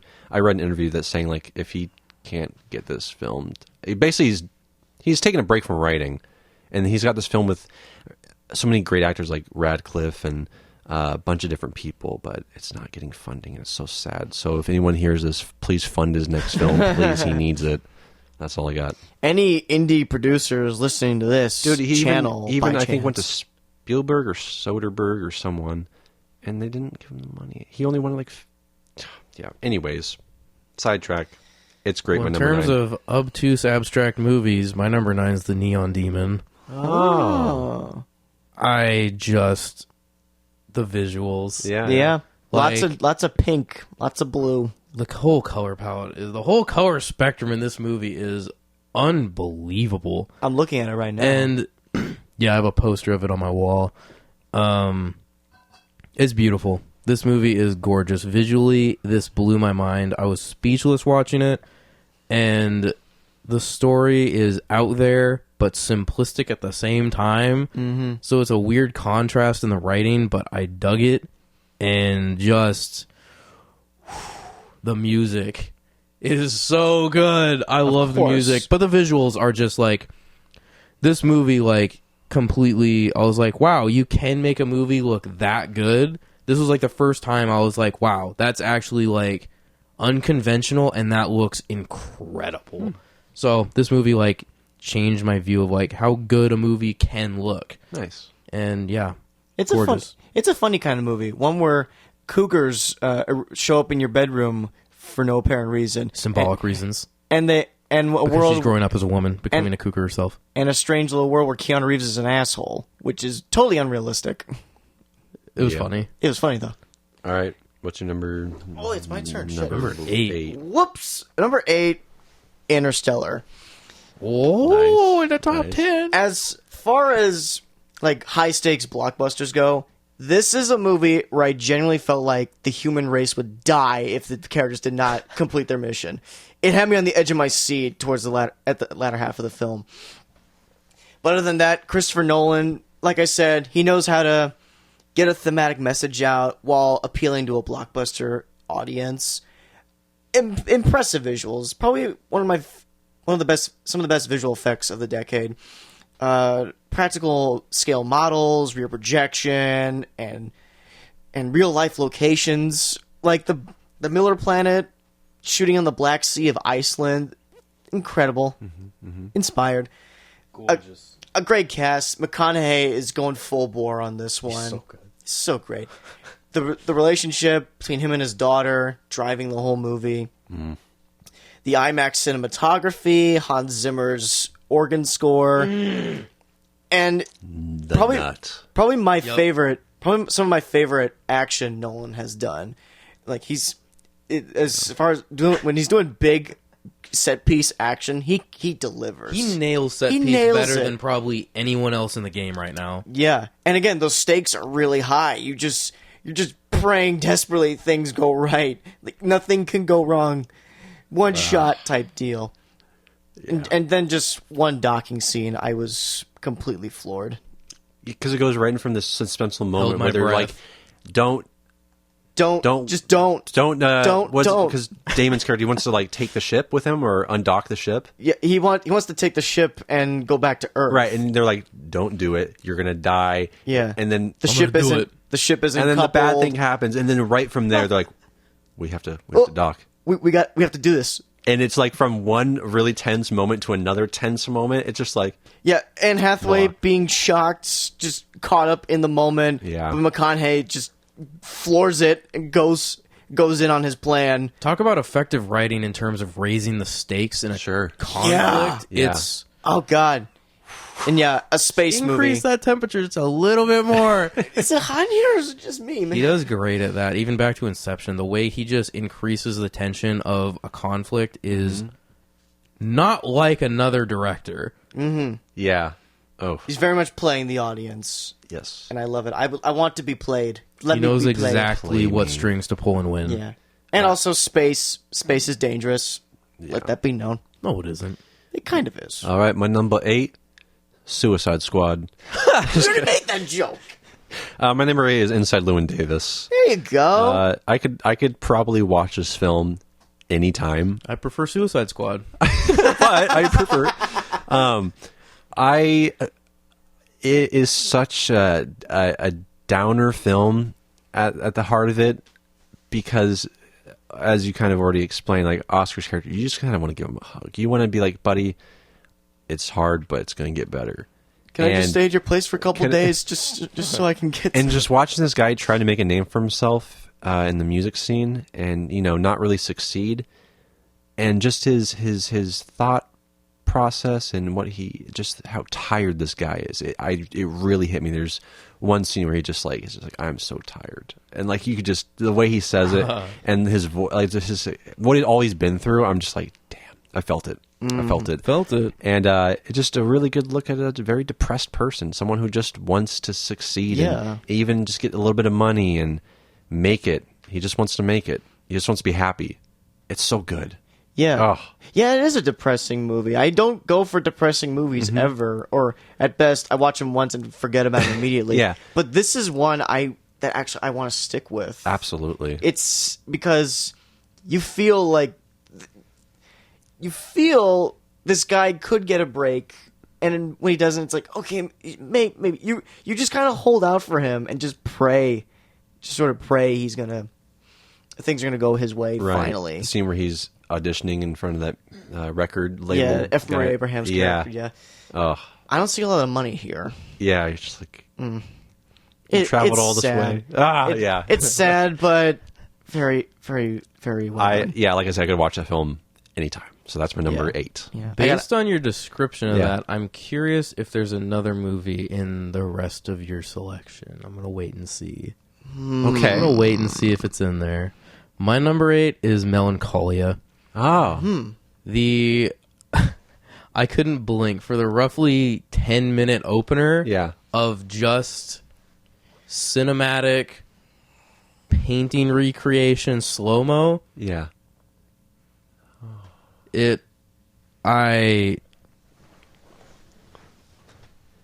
It's one of those films. Oh man, it hit me so hard. Melancholia is a Von Trier film. Oh, boy. And this man speaks my language completely. Okay. Every film he's done, I'm just like, this is what I've been waiting for with a movie. Someone's finally doing what I want to see. And it's the way he conveys like mental health and psychology is just oof. Like Antichrist nailed mourning and anxiety. This movie nails melancholy, like the feeling of depression, and it's so difficult to watch this movie because it's a bride on her wedding day, but she does not care in the slightest because she has depression. It's so freaking hard to watch. And there's a planet that is getting a little bit too close to Earth, and it's called Melancholia, so it's a sci-fi too. So What? would you prefer this, or okay, between the three, The three big ones? Yeah. This is definitely up there. I was better like, than Jack? I was debating while watching it because this is so. The locations in this one, it's one location, but it's a wedding, so it's gorgeous at times. Sure. And the performances, they have some of his classic actors and actresses, and they are just wonderful. Okay. But Your description was really funny. It's like, it's this dark, it's almost hard to watch. It captures depression so well. Oh yeah, there's a planet that's about to crash into Earth. It's getting a little too close. You know, it's a sci-fi. that's how they handle it. That's how they Sounds like an juggle the plot. afterthought. It is, and it's, oh man, this movie gave me so much anxiety. Just the way how grounded they captured the idea of, hey, that planet's getting a little close to us. What should we, how do we react to that? And then the scientific aspect of how they dealt with it in the movie is just, I had so much anxiety. I was sweating watching this.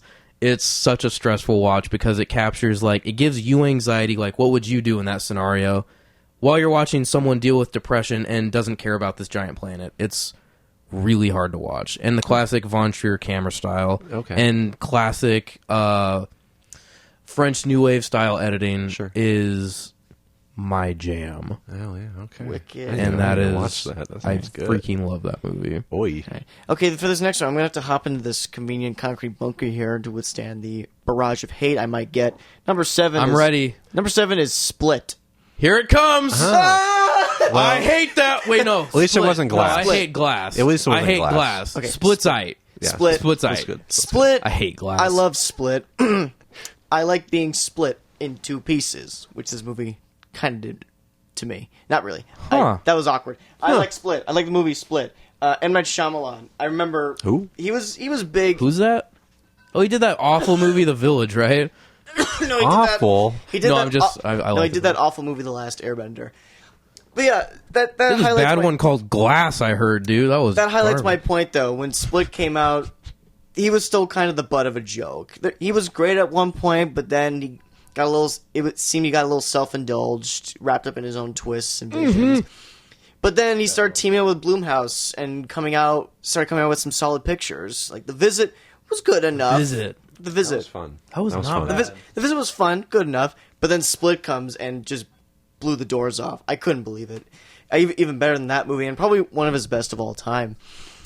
It really, what the main draw, James McAvoy, talk about range in this one movie alone. Goes through all those personalities and it just commits wholeheartedly every time. It's incredible. He really should have gotten some award attention.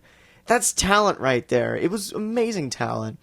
And the story was great too. This really reaffirmed this notion of you don't need to reveal everything so fast to an audience. Keep them hooked in and give them nuggets of information.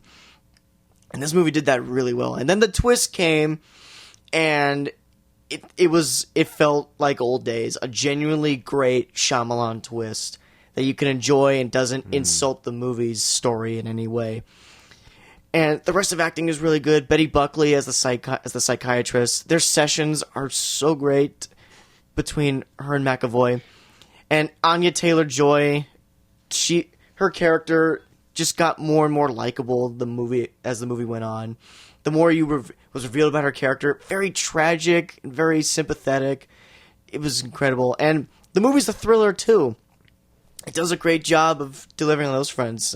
Builds suspense really well. Lays setup and payoff really good. It was great. And then there's that big twist at the very end of the movie. Didn't see that coming. Can't believe it happened. And we can only imagine great things coming out of that. Debatable if those were met with the following product, but still.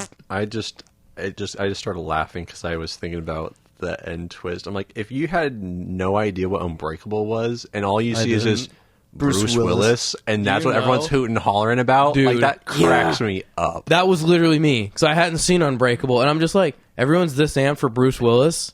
A cameo at the last 2 seconds of the movie, people are Like that, crapping their pants. That Yeah, makes me but Bruce Willis! No way! An actor! John McClane! Like, bro, what? That's what that. Well, they that's also I started wondering if it was John McClane. So I'm like, why are people freaking out? It's Bruce Willis. I'm like, is this John McClane? I was like, what's happening? that's too they good. also play the Unbreakable theme music. But like, too. if no one had any idea what Unbreakable was, it was just I've like never seen it, never heard about it. I know. But Nothing. I'm just saying, But, right, they're like, reaffirming yeah. it for the crowd that do remember. Exactly. It. Yeah, yeah. Well, Victor can get a kick that I actually lived the experience that you think is funny. But you had no idea what Unbreakable was? I had to tell you guys in the car, I remember. I didn't know anything. Because Shyamalan is not entirely for me. Okay. I like that one movie you guys told me about. Signs? Signs is good. Yeah. I like Signs. Signs is good. You really should watch Unbreakable, though, at least. Like, give it... Glass killed it for me, dude. The man, spoilers, the man drowns in a puddle. No, thank you. Well, it's better in the first... It was a pretty weak way to kill that character. Dude, literally. A hand way, on the yeah. back of the head. In a way, yes, Yeah. but Unbreakable is worth seeing. Just if you have to watch one more Shyamalan movie before you cut ties entirely, I might just watch The Unbreakable. Visit again. Or The Village. Unbreakable. Maybe That's The Visit. something new. You never seen it, but anyway, Split, totally unexpected, and I just dug it every time. It's a very meaty character story and a meaty thriller. Bada bing, bada boom. I'm glad you dug it. It's funny. I am the outsider in this one. Like, the main draw of the movie is what I did not like. I did not like the gimmick of multiple characters in one character. Really? Because I was like, I found certain ones interesting, and every time he switched, I'm like, please go back to the one that I'm finding interesting. And they're like, no, we're going to do this kid again. I'm like, it's freaking kid again. Hedwig, Bro! Hedwig's great. I was just like, oh, he's got nothing interesting to say. He's just a kid. Well, I'm like, no, he actually does. Hedwig's got something about him. He's mostly cut off from the others, or at least there's a power struggle going on between the personalities and everything, because they say Patricia and Dennis hold the light. yeah, so let me talk to them more. That was my. But you get a look inside like one of the outlying personalities and whatnot. Yeah. All right. My number A7 7. Holy cow! is this isn't really a movie, but Twin Peaks: The Return, baby. A miniseries. Yeah, whatever. It's a piece of media. It's A piece of they showed it in the Shit, theater. I'm They gonna- showed I'm all gonna episodes switch in my the list theater. up here. Let's No. rewind back to number 19. Hey, here. they showed this in the theater all episodes. They so, did? So I'm gonna call it. I'm just gonna put it in here. All right. But if you guys don't want it as a number 7, I will throw I another don't movie care. in that I'm I just forgot. surprised it got No, you're theater good. run. So like I didn't really know what to think when it first started. I remember watching the first 2 episodes on online and thinking, "Huh, okay, Lynch, interesting." Like to come back to a show that hasn't been around for 20 plus years and trying to recapture that magical and very specific feeling. He did it, and while it is very modernized, he still somehow just did it. He nailed it. And throughout the entire season, it's just like there's so many great moments. I can't go over everything because it's like 18 hours long. But good grief, it blew me away. While not like everything worked, I think, when it hits the end and hits that final scene, it's just like, damn, dude. He hits you with another just very, I don't know. I love it. That summer watching it, I'll always remember because it was just like every week I was looking forward to a new episode, and like, yeah, That's an experience. It really was. Nothing like it. There is literally nothing like that, and the fact that HBO paid him to make this, I'm so happy. This is a Showtime series, I thought. Yeah. Showtime. Sorry, the fact that they had faith in him to make this bizarre thing. It's just like, I'm so happy. I'm so glad he got to make it. So. Yeah, it was so... I didn't see it, but it was so bizarre that it was like 50-50 on who liked it and didn't. Yeah, absolutely. Very different, but still great stuff. Mine's Hereditary. Oh, number 7. 7. Hereditary? Ari Aster Are you sure about that? is another man that is just speaking my language. Sure, Okay. It is such Okay. a gloomy movie. I'll say that. It Yeah. is. Love it. And this is just another modern horror gem. Yeah. It's just like, it's not that scary, but that last bit, my anxiety was so fried from that car scene and the drive back to the house and waiting for the reveal. My anxiety was so fried from the family drama that by the time we got to the dark point of the movie, that was the scariest stuff I've ever seen. I was like, my anxiety was just done by the end of this one. I was like, this is too much. This is too scary. I can't handle this with my anxiety right now. And I've never had a movie hit me that hard in the anxiety. I was like, I almost had to step out during the scene when the son is waiting in bed as you hear his mom saying, "All right, I'm just gonna run out real quick." I almost had to step out because I'm like, I'm gonna have a panic attack watching this. That was stress inducing. I can't argue with your opinion. Ari Aster is. I cannot wait to see what he does next. He might do a comedy. I hope he does something I like. So good. I hope he does something I like wholeheartedly. I love his new one. If that is what he does, it seems like it'll be very different. Okay. So yeah, his vision's good, but his content, I love his content so much. I gotta just. I'm not quite leaning toward good yet, or not leaning toward liking. I love it because it's like. But there are he plays into parts. shock value, and I love it is shocking. that. Yeah, it's just cut to this horrific image, and he does that in both of his features, and I love that. That's so cool. But I love this. I think a fair amount more than Midsommar because the camera work is way more inventive in Hereditary. The writing is a lot tighter, and Midsommar is just a little bit. I love all of it. I wouldn't want to cut anything, but it's just a little bit too long for me. Fair. Hereditary is my number 7. Cool. All right then. Number 6. Number 6 is Whiplash. Oh, piss! No, Ryan. Oh, Damien Chazelle. I've loved everything he's put out this whole decade. La La Land. I did not. Hey, after we do our top 20, we'll say like, oh, I forgot that film because there's a few films. Yeah, there's a. Okay. Yeah. Okay. But for right now, Damien Chazelle. I think I killed Ryan. La La Land is my favorite musical. First Man, a good old school space race drama. But Whiplash, the first one right out of the gate, a shock to the senses, new talent on the block. It's incredible. It's not his first film. Well, not his first film, but like the first movie that gave people. Sure. Not the first one, but his first one. Yeah. So, shut up, Victor. Hey, J.K. Simmons, highly intimidating, force of nature, well worthy of that Oscar. He's so scary and menacing in that movie, but also at the same time, you feel his mindset, you feel where he's coming from through Miles Teller's character, who also does a career best. These two working together, just the power struggle, them just combating each other through jazz music. It's incredible. And Chazelle's filming style, so old school and very effective. The way he edits, the way he shoots, very on point, kind of almost militaristic at a couple different times. It's shocking how great that is. And the music itself, just very well composed. Justin Hurwitz, he needs more work. Please give him more work. Such great compositions coming out of him. All the music sequences are just a feast. They're a feast both in terms of the story, taking in what's going on in the story, and just listening to it. Some great jazz music going on here. And then that finale. That finale is too much. Could not believe it. I wanted to stand up and applaud. Yeah, I could barely sit still. So great. Every time. So great. Absolutely great. Whiplash. Alrighty. That finale. My number 5. Oh, no, sorry, 6 is Drive. There it is. Yeah. There it is. Yeah. There we go. Everything Nick said about it. This was like... But again. And this was one of those... these next, like, 5 films are like the earlier films that I saw, and I'm like, oh, yeah. I don't know what to say about it.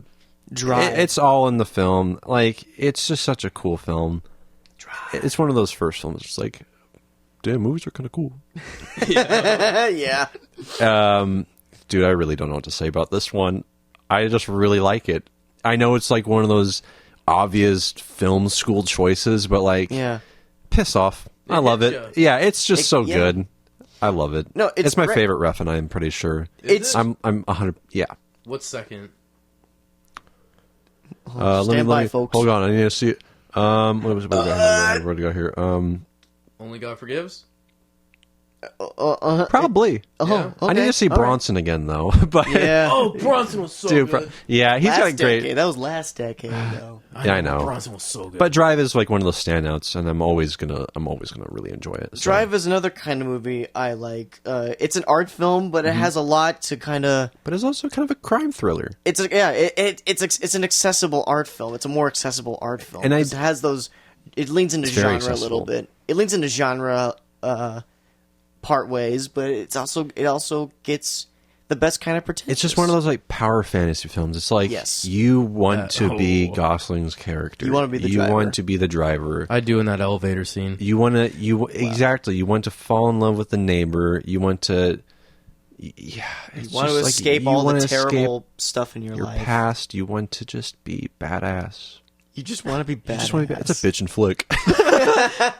That's all I can say. Yeah, baby. Drive. What else? What So else is do you his want? Jacket.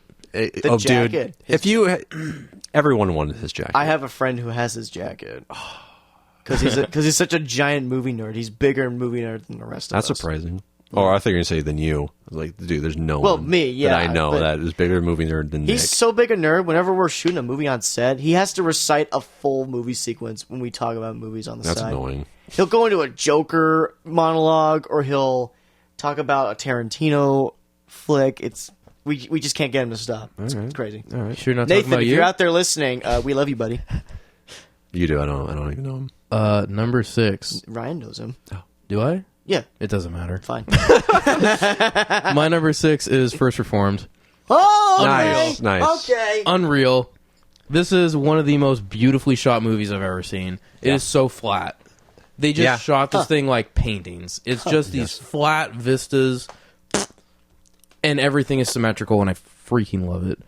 And I'll try to not say what you were saying about it to try to give more insight, but the inner conflict Yes. of the main character, the way that inner conflict spans the thematics of everything else, like talking about the world getting warmer with global warming and stuff is slowly dying off. The dying off theme carries over into his faith Yes. when he's like, okay, humanity is kind of crap. My God faith ever is forgive dying. us. Yeah. And then he has a disease that is killing him, and he's yeah. dying. Right. Yeah, Right. was- And everything ties together, so every thematic point that they make hits every other criteria in the movie. Sure. Wow. And it's just beautifully written. I love Paul when Schrader's genius. I dude. love when he says that line. Someone's got to do something to that. Oh, it's to so- that the way he the delivers head it. pastor of Yeah. that mega church. It's Yes. just like, damn. Yeah, it's so good. I forgot about the disease angle. It was like some blood Yeah. disease or cancer. What's Because he something- drank too much, wasn't it, or something like It's- that? I don't It's like a remember what kidney it thing? is, but it's something bad, and it hit me hard when I saw it, because that was when I was dealing with really gnarly kidney stones. So I was Oh, like, yeah. I know what he's feeling, Sure, and sure. just There's no end in sight. oh man, yeah. And it's I just love the way the writing carries the thematics of every single point and ties it into everything. So when someone makes a point about a theme, it carries over to all the other themes in the movie. It's just I love Paul Schrader's a genius. Yeah. But once you told me he stole from Bergman and he like literally did, and no one talks about it. Yeah. Screw that garbage. I know. Yeah. This movie would be higher on my list, but the fact it's such a copy and paste for so much of the plot, I'm like, know. Is it? this is Yeah. lower now. There's Bergman, the old filmmaker. The The old big Swedish boy, man. the big boy himself. Yeah, there's quite a few plot points where you're just like It's annoying, What, dude. what was the movie called? Winter Light. I have it, unless Ryan still has it. No, I gave it back Okay. to you once because I was like, Okay. get this If you out want of to my watch house. it, it's Yeah, at some point. It's a in the- foreign You should film. watch both of them near same time Back to period back? because it's not back to back, but just very close. Yeah. You're gonna be like, wow, this is a straight rip for the most part. Okay. Like it modernizes the idea, and it's like cool, but please give credit if you're gonna do that. It just Yeah. felt weird to me. Yeah. Kind of a James Cameron, Harlan Ellison type deal. I don't know. When he did Terminator. I don't know. Sorry. I'll tell you about it later. That's too far back. I'll tell you about it later. Yeah. Kids. Look, we're millennials here. Okay, boomer. We're in the top 5. Top 5. This is getting scary. And I keep like not scrolling, so then when we get to the next number, I look and I'm like, oh, that's right. I It's put a little that surprising, one. yeah. This is getting My scary. number 5 makes me very happy. Is the under your bed clear for me to hide under? Because I don't want to do this. Actually, I do want to do this. You do want to do this. Do it. Number 5. Big booties. Number 5 Big is booty hoes. number 5 Big booty. is The Guest. I thought it was Cars 3, baby. I didn't see Cars 3 Jagoff. No. The Guest. The Guest from Interesting. Adam Wingard, 2014. More of a Death Note guy. No, the Your Next guy, the I know Godzilla vs. that. Kong guy. Oh, the guy that did. Oh, I remember him. Yeah. But The Guest is good. The Guest is fantastic. I was obsessed with this movie at one point. This came at a really good point. I remember the early 2010s. There was a lot of horror there's a lot of horror filmmakers on the rise with great cult movies. You had people like Jim Mickle, or I can't think of a lot of those names right now. It's okay. But Adam Wingard was among those names, and it was like Ty West, Jim Mickle, even James Wan coming into his modern style now. Yeah, Adam Wingard was among that first wave of early 2010s cult horror come up. The Guest is not so much horror. It's kind of an interesting mix. It's an action thriller, but it takes on like slash movie sensibilities, and is also kind of I don't want to say sci-fi, but it has like it's strange to. I'm probably making it sound more strange to explain than it is, but it has a lot of elements that come together in this really unique package. You have this soldier comes back from war to visit the family of one of his war buddies, and he bunks in with them. He gets to know the family through the movie, but there's something going on with him under the surface. There's some nefarious intention going on, and it's just it's a fantastic script and some great writing at play here.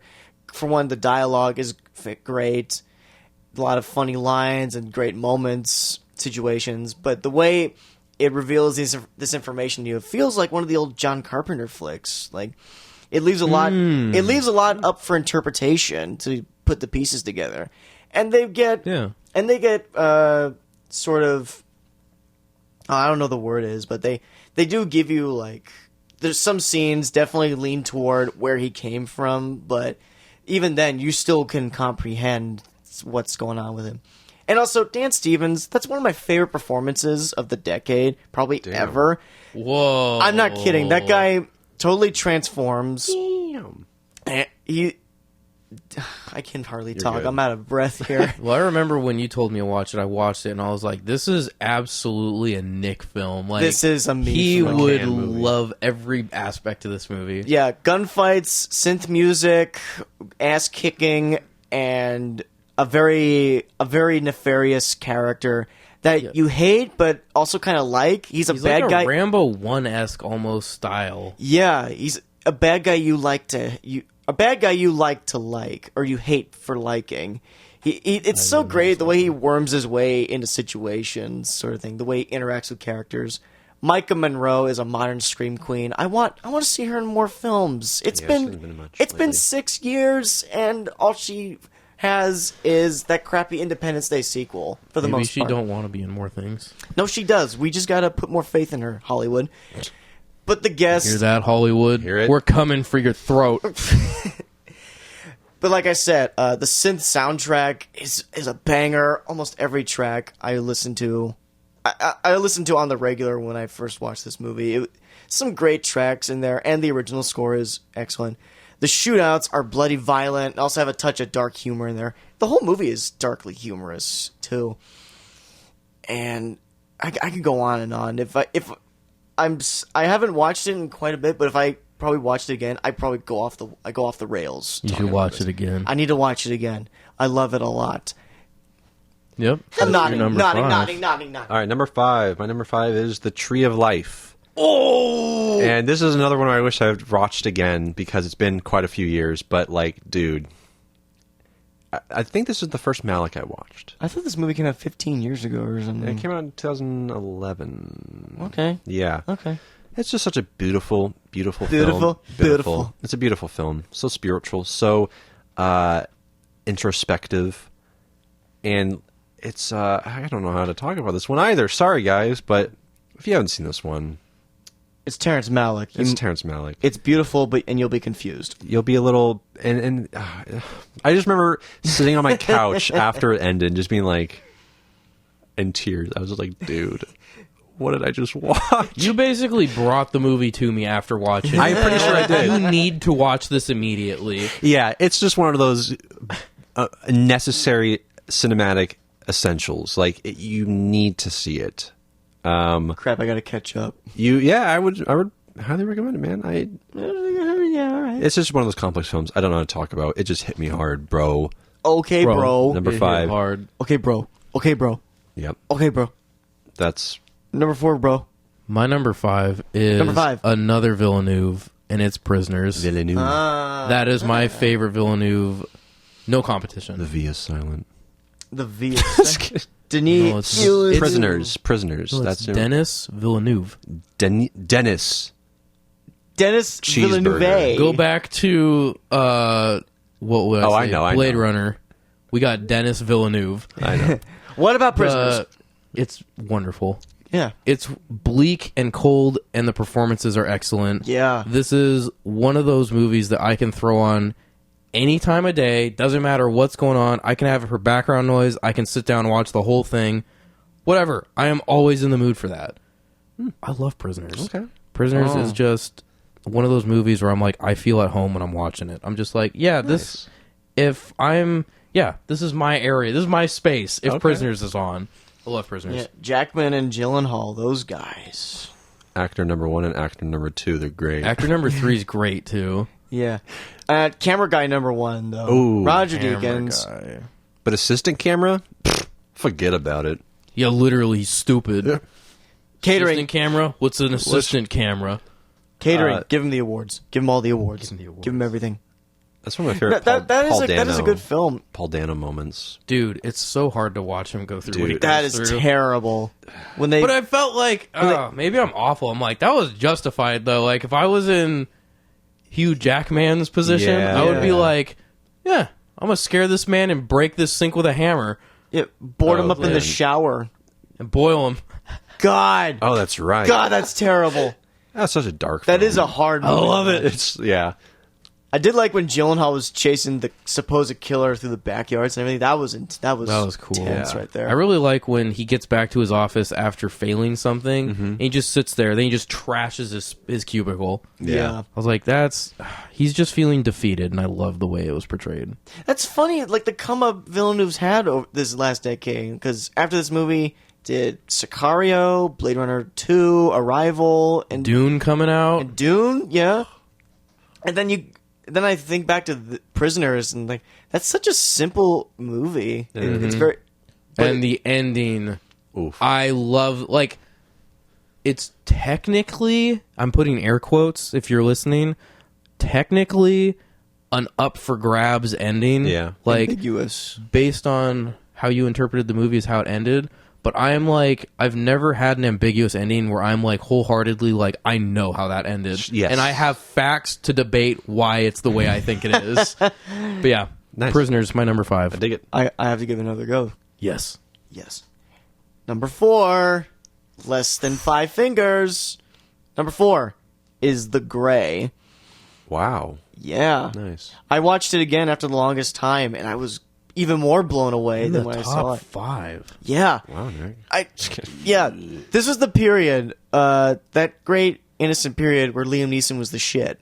And he was in action movie after action movie, and everyone was like, oh, cool, Liam Neeson versus the Wolves. This is going to be awesome. And they got that, but it's so much more than that. Okay. First, I'll say, this movie makes you feel like you're cold. This is the coldest looking Like how movie. Rango made you thirsty. In that kind of way. Rango? Did you say Rango? Yeah, Rango with the lizard. I didn't see Rango. Really? Yeah. Oh, okay. That's surprising. That's Anyways. the No, when you- animated lizard Yeah, with yeah, Johnny. Yeah, but I just didn't see the movie. Okay. Shot But by anyway, Deakins, actually. an animated movie. Yeah. I'm getting off track. Anyway. The Gray. Watching this movie, it can really actually send a shiver up your spine. I felt like I wanted to put on every sweatshirt, wrap up in every blanket I had. Break out the soup. Yeah, break out the soup. It's a cold movie. The setting is unrelenting, as nature is in real life, I feel. That snowy tundra and that forest, these men stranded and being stalked by these wolves. Okay, let's get this out of the way. Wolves don't attack people. Another demonization of wildlife in cinema, yada, yada, yada. Save the wolves. For the sake of this film, though, it's relentless. Once they crash down, it is pure survival. Liam Neeson's character goes through a lot of baggage in this, and it's heartbreaking at times. The rest of the characters are even worth liking. Even one douchebag, dickhead character, you end up kind of liking a little bit. He comes around, and that's amazing when a movie can do that. Make an asshole be likable at some point. Yeah, everyone's great, but this is Neeson's show. He really is committing to this performance. And the plot has a lot of thematic elements going on with its characters and about losing faith and just not being good enough anymore, just kind of ending it all. And it's also kind of dreary in that aspect, but not quite to the Llewellyn Davis effect or anything like that. And on top of that, it's a thriller set in the wilderness. You feel that suspense even when the wolves aren't on screen, just sound effects of them howling in the night. It's crazy how scary it gets. And not even just the wolves. The elements are out to kill these guys, too. Just absolutely breathtaking. And a very haunting score, great cinematography. And the special effects aren't too bad. It does have some special effects in there, but they're used pretty good. I thought the CG wolves were fine, and they do use practicals when they can, and I admire that a lot. But it's sold as Liam Neeson fighting wolves and the elements, but there's a lot more under the hood when you go digging for it, and I was pleasantly surprised every time I watched it. I'm just curious, is the gray spelled with an E or an A? E. Okay. Yes. You guys should definitely watch it. Yeah, I've only seen it one time. I need to see it again. See it again. Yeah, I saw it in theaters, so it's like 2011 or something. Lucky, yeah. Yeah. I thought it was a 2012 movie. Oh, I don't know. Maybe it is. No, that's just like a general thing. Okay. Because I think there was like reviews in 2012 or something. Hey, if in that stack of posters I bought, if there's a gray poster, I'm giving it to you. Thank you. Okay. Okay, Victor, what's your My number 4 is Inception. Yeah. Ooh, that got up there. It's up there. Oh yeah. I mean, how could you not? It's like yeah. I think I lied when I said Upstream Color was the first one to blow my mind. This one, it was what, probably 10 years old. But of course, freshman year in high school. Yeah, I think so. And just like, what the what? What the F? But Movies are crazy. the movies are crazy. Like, what does it mean? Yeah, man. Oh wait, no, sophomore year. That dreidel's gonna keep Maybe. spinning. Is he still dreaming or not? See, but then revisiting it like 6 years later, you realize like one, it doesn't matter if the dreidel falls or not. Not the dreidel. I was curious if it was gonna. It's all about this. warped It's your all about this mind. Hebrew faith. No, but like you see these certain themes, and you recognize what the heck's actually going on, and it's like a really tragic story, and it really hit me when I saw it so many years later, and just realizing how well he balances out those action set pieces, those race against the clock scenarios. Yes. Oh yeah. But also balancing this like inner conflict with DiCaprio's character and him dealing with his wife always in the background and her death, how it's always just haunted him. Yes, because he's feeling this overwhelming guilt that like he's responsible, and it's just like and when the ending hits with the top, it's like whether or not it happened, it's still a very like cathartic thing for him. Like even if it's this dream he's in, he's seeing his kids again. He's happy in that moment, and that's like all that matters. And it's freaking like it's so beautiful. It's such a great film, and I don't care if it's a little too serious. That a lot of people critique the film for being Pretentious. Did they think that? Yeah, some people just Yeah. think he takes things too seriously. But I'm like, okay, sure, it's a ridiculous plot, but like It's cool that he just commits and goes for it, though. that's the thing. Uh-huh. I'm so thankful that he just commits to it and just goes as far as he can with the idea. Yeah, Inception. It's fantastic. I love it. To this day, my mom still throws mild hissy fits over the mere mention of this movie because it confused her so much. And I remember too, like when the film came out, there was this app, and this was like when the iPhone just came out. So there was all these really cool apps that were coming out, and there was one for Inception. It was like a dream app or something, but basically, it was actually really cool. Depending where you were in the world, you could have different music play for you, but it was like 3D audio. I don't remember exactly the specifics, but it was a really intriguing app. That's just a side note. Yes. That's cool. Though. Yeah. Yes. I love it. Good. Thumbs up. Good movie. I'll do another Good one. movie. Two thumbs Two up. thumbs up. All right. I really need to watch Inception again. Yeah, bro. Man, Yeah, bro. what am I doing? I got it I on don't know. DVD. I got on Blu-ray. You can borrow from me.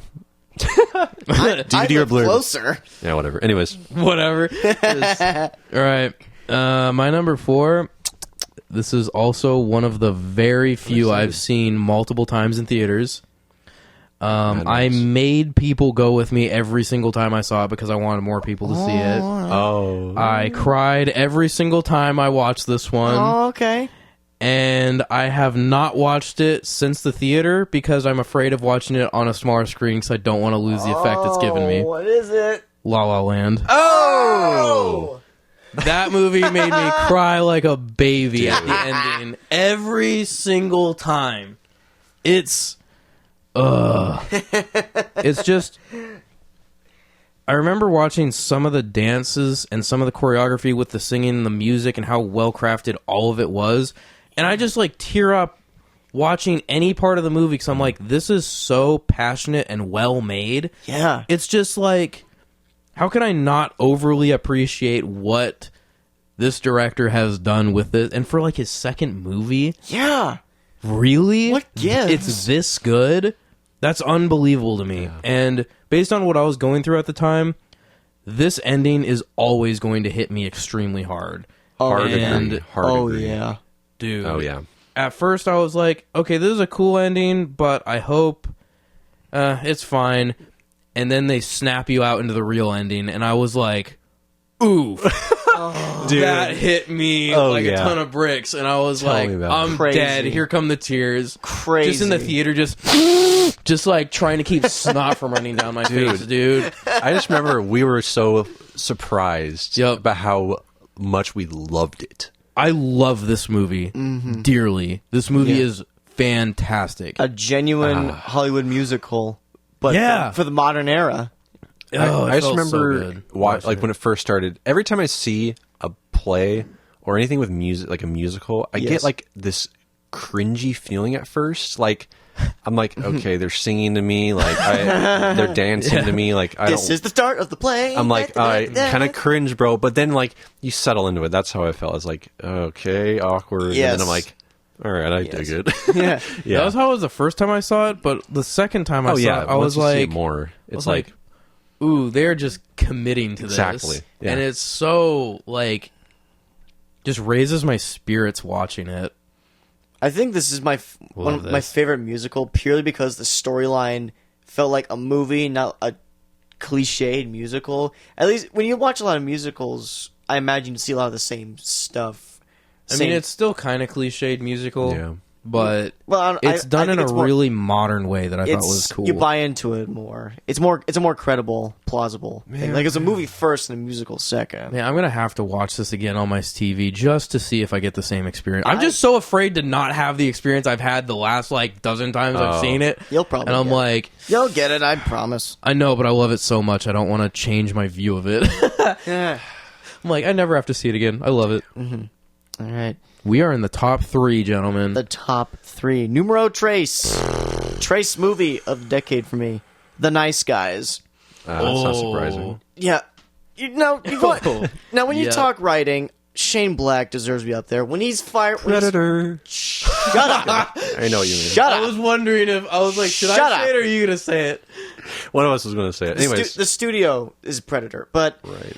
Shane Black, he's an Predators exceptional sucked. writer. He's an exceptional writer, I feel. When he's firing on all cylinders and he's allowed like to do what he wants. His dialogue. His dialogue is witty, his expectation subversion is incredible.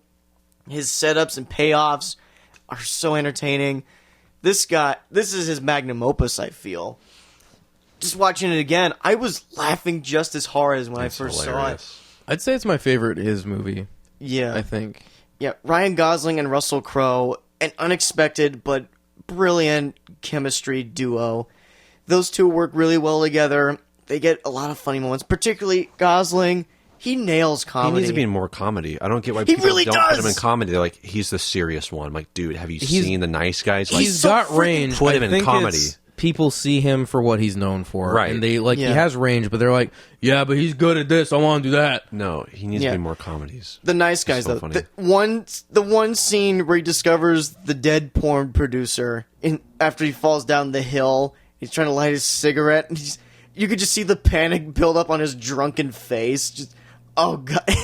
He's trying to talk to Russell Crowe on the bluff, but he can't speak because he's so pissed drunk. I It's love where he great. punches through the glass window with his That hand and got just me. pauses for the Yes. bleeds, and then cut all to good. him in the wheelchair at the hospital. The ambulance ride. He has like the gas mask on, and We're it was losing him. so Get over it, dramatic. Oh, and then yeah, they're anyway, Gosling's so good. comedic timing is so fucking good in that. Yeah. And it's a Shane Black action thriller. He knows this genre like the back of his hand, going back to Lethal Weapon. There's a great mystery going on through the movie that's zany but engaging. When there is action, it's well done, it's clearly filmed, and doesn't do more than it needs to. It's like two guys shooting at each other. That's enough right there. And it's funny as heck. And also the 70s time period, it's so funny in and of itself. He really takes advantage of the naivety and the, I guess, the pseudo innocent times, as it were. Okay, maybe not innocent times. I guess just the naivety and just playing up the comedy of that, like the smog alerts, the Walton reruns, Pong on your television, and so on. All the crazy parties with Earth, Wind, and Fire playing on a stage, stuff like that. That's just funny itself. And then Sure. and all the quirky references, they don't come off as just like quirky or just tacky. It's like, this was the 70s. Right. No, it's genuinely funny. It's a noir action thriller. It's a neo-noir action thriller. People weren't ready for it at the time, as evidenced by its box office bombing. That's right. It didn't do well. That pisses me off so much. There was, in 2016 wasn't even that hot of a year. But No. had people gone and see this, they probably would have thought otherwise. More people should have seen this movie. If you still haven't seen it yet, it's been 4 years. Go and see it. It's everywhere. See it, please. Okay. Number 3. My number 3 is Whiplash. Yeah, it's in the top Dude, 3. Top 3. This movie gets me hyped. When I first saw this, I was addicted to it. I thought about it every single day. I listened to Caravan so many times. I watched that ending scene more than any scene I've probably ever rewatched for a movie. It's that last Bomb. Worthy of it. performance is like Is my dope. blood is pumping. Same. And it's edited so well. It is. And it sounds so good. And while it's so simple, I love the message. Just like keep pushing yourself and Yeah. just strive for higher success. And while the line "good job" is like one of the most dangerous things you can say or whatever it is, while it's so extreme, like it's like you can see what they're going for. And You get like, it. So many good things about that film. This was like musical Full Metal Jacket to me. Yeah, sure, absolutely. Yeah. Yeah, the editing is so tight. Oh, it's bonkers. The editing is unreal. From the very opening shot, just that. The cuts are... Just from the very opening, it's just like, come on, it's so strong. It comes off so strong. The cuts perfect. are more accurate than a really good military sniper. It's just They're so accurate, yeah. They're just exceptionally well Yeah. well placed. That's another one where I was like, Dad, watch this Yeah. right now. Yeah. So that's my number 3. Whiplash is amazing. It'll forever be one of my favorites. It's great. I feel so guilty that I forgot that it was a decade one. Wow. What can you do? We'll get to it Can you later, though. do? Number 3 for me is a Malik, and it's Song to Song. Nice. This was nearly life changing with how I look at movies, because I was like, Yes. this is so free flowing, so the camera is so good. The camera angles are so wide. The camera is so full of life, and it just nearly changed the way I look at cinema. And I'm like, dang, you can put a lot of energy and remove a lot of structure and just have a lot of free-flowing nature in the movie. And it's just... Then when it gets artsy, and it's like the bit where it's just shots of like space, and there's a dude talking about like Satan or something, I'm just like, this is unreal. Wow. Yeah. But I watched this movie. I don't know why I picked this day, but I watch this movie every single Thanksgiving. Interesting. I don't know why Thanksgiving, but when I'm waiting for food, I'm like, all right, pop in song to song and watch that while I'm waiting for food. Okay. And that's just every single year now. It's a tradition. Interesting. I like it. Good enough to be a tradition for me. Yeah, I might want to watch this movie. I remember expressing an interest at some point, and you said, oh, it might not be quite for you. It's not what you're expecting, sort of thing. Yeah, if you want, like, talk about light plot, like, there's almost no story in this. It's just the story. It's not even a story. It's the experience of a handful of people in, like, the live music industry. Kind of vignette-ish? Yeah. In a way. Yeah. I would probably just go Tree of Life first, though. All right. And then see his later films. Good to know. Yeah. Good But to know. That's great.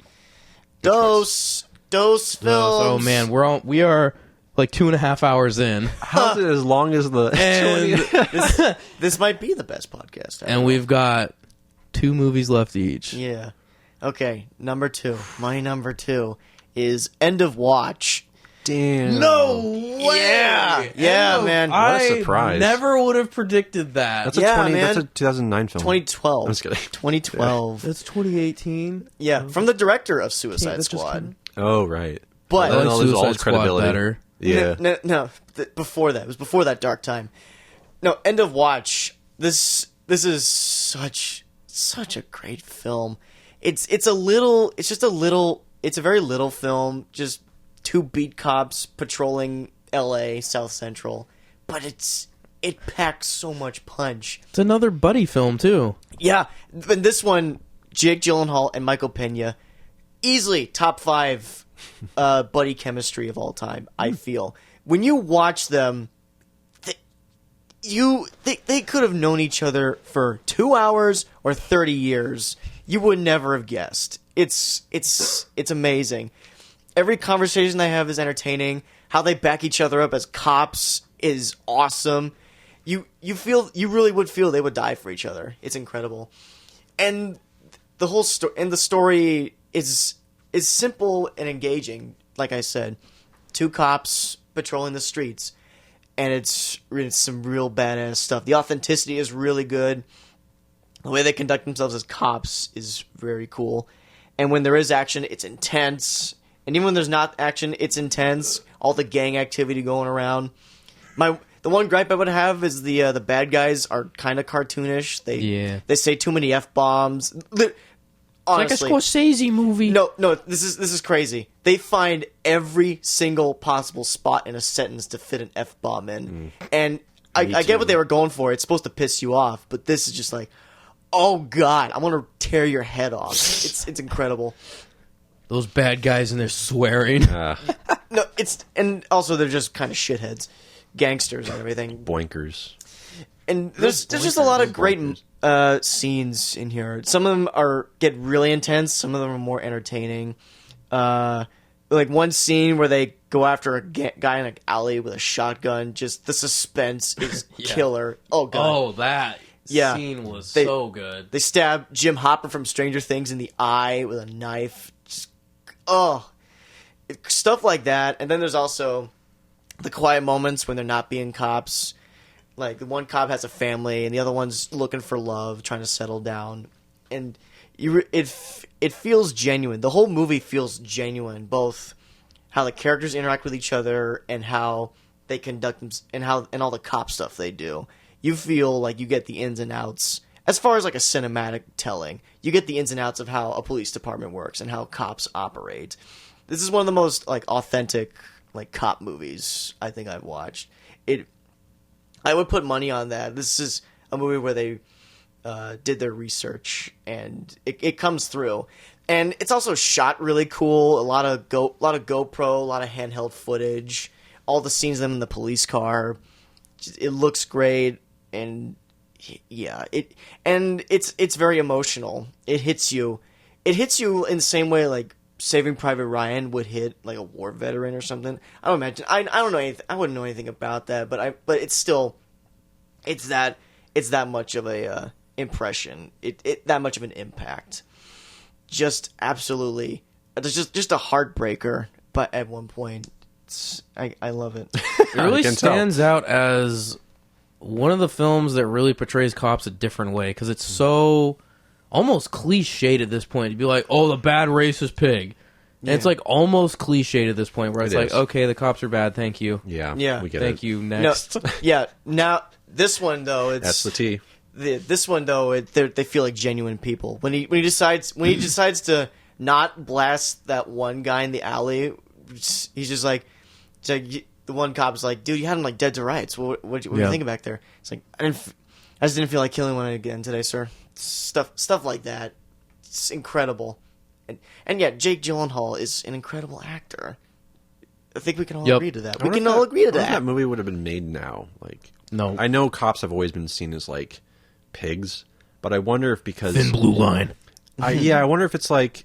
I wonder if that film would be able to be made now and not be criticized by being like it would be hard. Police it would be a lot harder. I feel like it was back then too. I'm sure it probably was. It probably got a lot. I just wasn't as aware of it as the climate now is just escalated more. The resistance would be harder to get a movie like this made. But I'm glad it was, because it's one of my favorites. Okay, number two.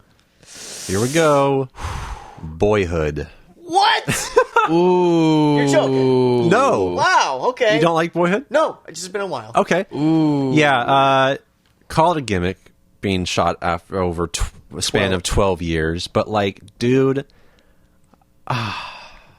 it's just like seeing this boy grow up from being, a young kid to college age, and the way his life changes throughout, the way his family changes, the way his parents grow up, and the different ways they treat them as they grow. It like, I freaking love this movie, and man, how do I talk about this one? It's just like more of an emotional thing than like, obviously technically it's very impressive. Yeah. But I just love just seeing this arc of growing up. It's just everything. We all do it. It's just what we do as we age. And I don't know. There's a lot of things that I relate to in the film, especially when it comes to like the dad character. There's a scene where they're at a bowling alley eating dinner there, and the dad's talking about, I forget what exactly. Oh, I think it was The Talk. It was the birds and the bees. Yeah, but I remember sitting in, not specifically that conversation, but being at a diner in a bowling alley and just sitting there with my dad. And there's just so many scenes in that I can totally see myself in. And by the time the end hits, when he's out of his home and he's out at college and he's finding a new group of friends to be with and kind of finding his place in the world, like freaking A. Like I love it. It's one of my favorite films, clearly. Even if it's just this decade, I think of all time, it is one of my favorites for sure. Yeah. And like Linklater's style of writing, his nonchalant way of cutting from ages, like cutting from year to year. Like there's no real ceremonial way he cuts. It's not like this is 10 years old and this is 15. That's right. It's just like, it's like just one goes. moment he'll be this and then he's like this age. That's how life works. Exactly. It just flies happens. by you. Just goes. That's cool. And it's such a genius way they put this together, and I'm so thankful it's made. He's such a great writer and director. He really I love does capture the real life feel, because real life is as heartwarming as it is uncomfortable, and you get that. They get those fills throughout life. And there's many moments where it feels like kind of cliche, but I see it as like we all go through those moments. Like maybe there's, obviously we don't all have divorced parents who have really shitty like boyfriends that they marry or get with, and the stepdad's like there, because there's a stepdad in the movie. He's really awful. The college professor that drinks a lot. Yes. Oh god, I couldn't stand it. But it's like these little moments that seem kind of like cliche, but I feel like someone's going to relate to that. And the fact that it is shown that way, I don't know. I feel like it's just someone can grab from any part of the film and have it relate to their life. I think, well, on the one hand, I think it's almost like a smidgen comical. The men she picks are just the worst every time. I know, but also like that could happen. Like sometimes parents have those problems, and no matter who they get with, there's going to be these severe problems. Oh, I know. I have know. ramifications. Yeah, there's one person in particular. I think about like the persons they've got with. I'm like, why? Why do you? Yeah. But it's like you don't think about that, and I don't know. Being a kid and observing what your parents are doing or what they're going through, and then there's just a scene that really hits me when he's about to leave his home, and the mom's just like, she breaks down and starts crying, but it's like, no, just go, just leave, and it's like, oh, it's so good. I love it. Boyhood number 2. Boyhood number two. Ooh, isn't Willem Dafoe in that? No, Ethan Hawke is the dad character. Florida Project. That's what it was. Dude, I just tagged you guys in it because it's playing at the Edmonds Theater, but it's this weekend. Oh, I'm gone. I know. That's why I deleted it. I was like, oh, we should go see it. I was like, you tagged me in what? I didn't see it. Yeah. I can go. Yeah, if you want to go, we should. Yeah, Willem Dafoe, dude. Yeah. Speaking of Willem Dafoe. Uh-oh. I think I know what it is. My number 2 has to be The Lighthouse. I knew it! Another brand new movie, but visually, for me, the best. This is perfection. The best. Visual perfection. I have never seen a movie this beautiful in my life. Performances are, for me, perfect. The best. There is nothing wrong with either of those aspects. The music is unreal.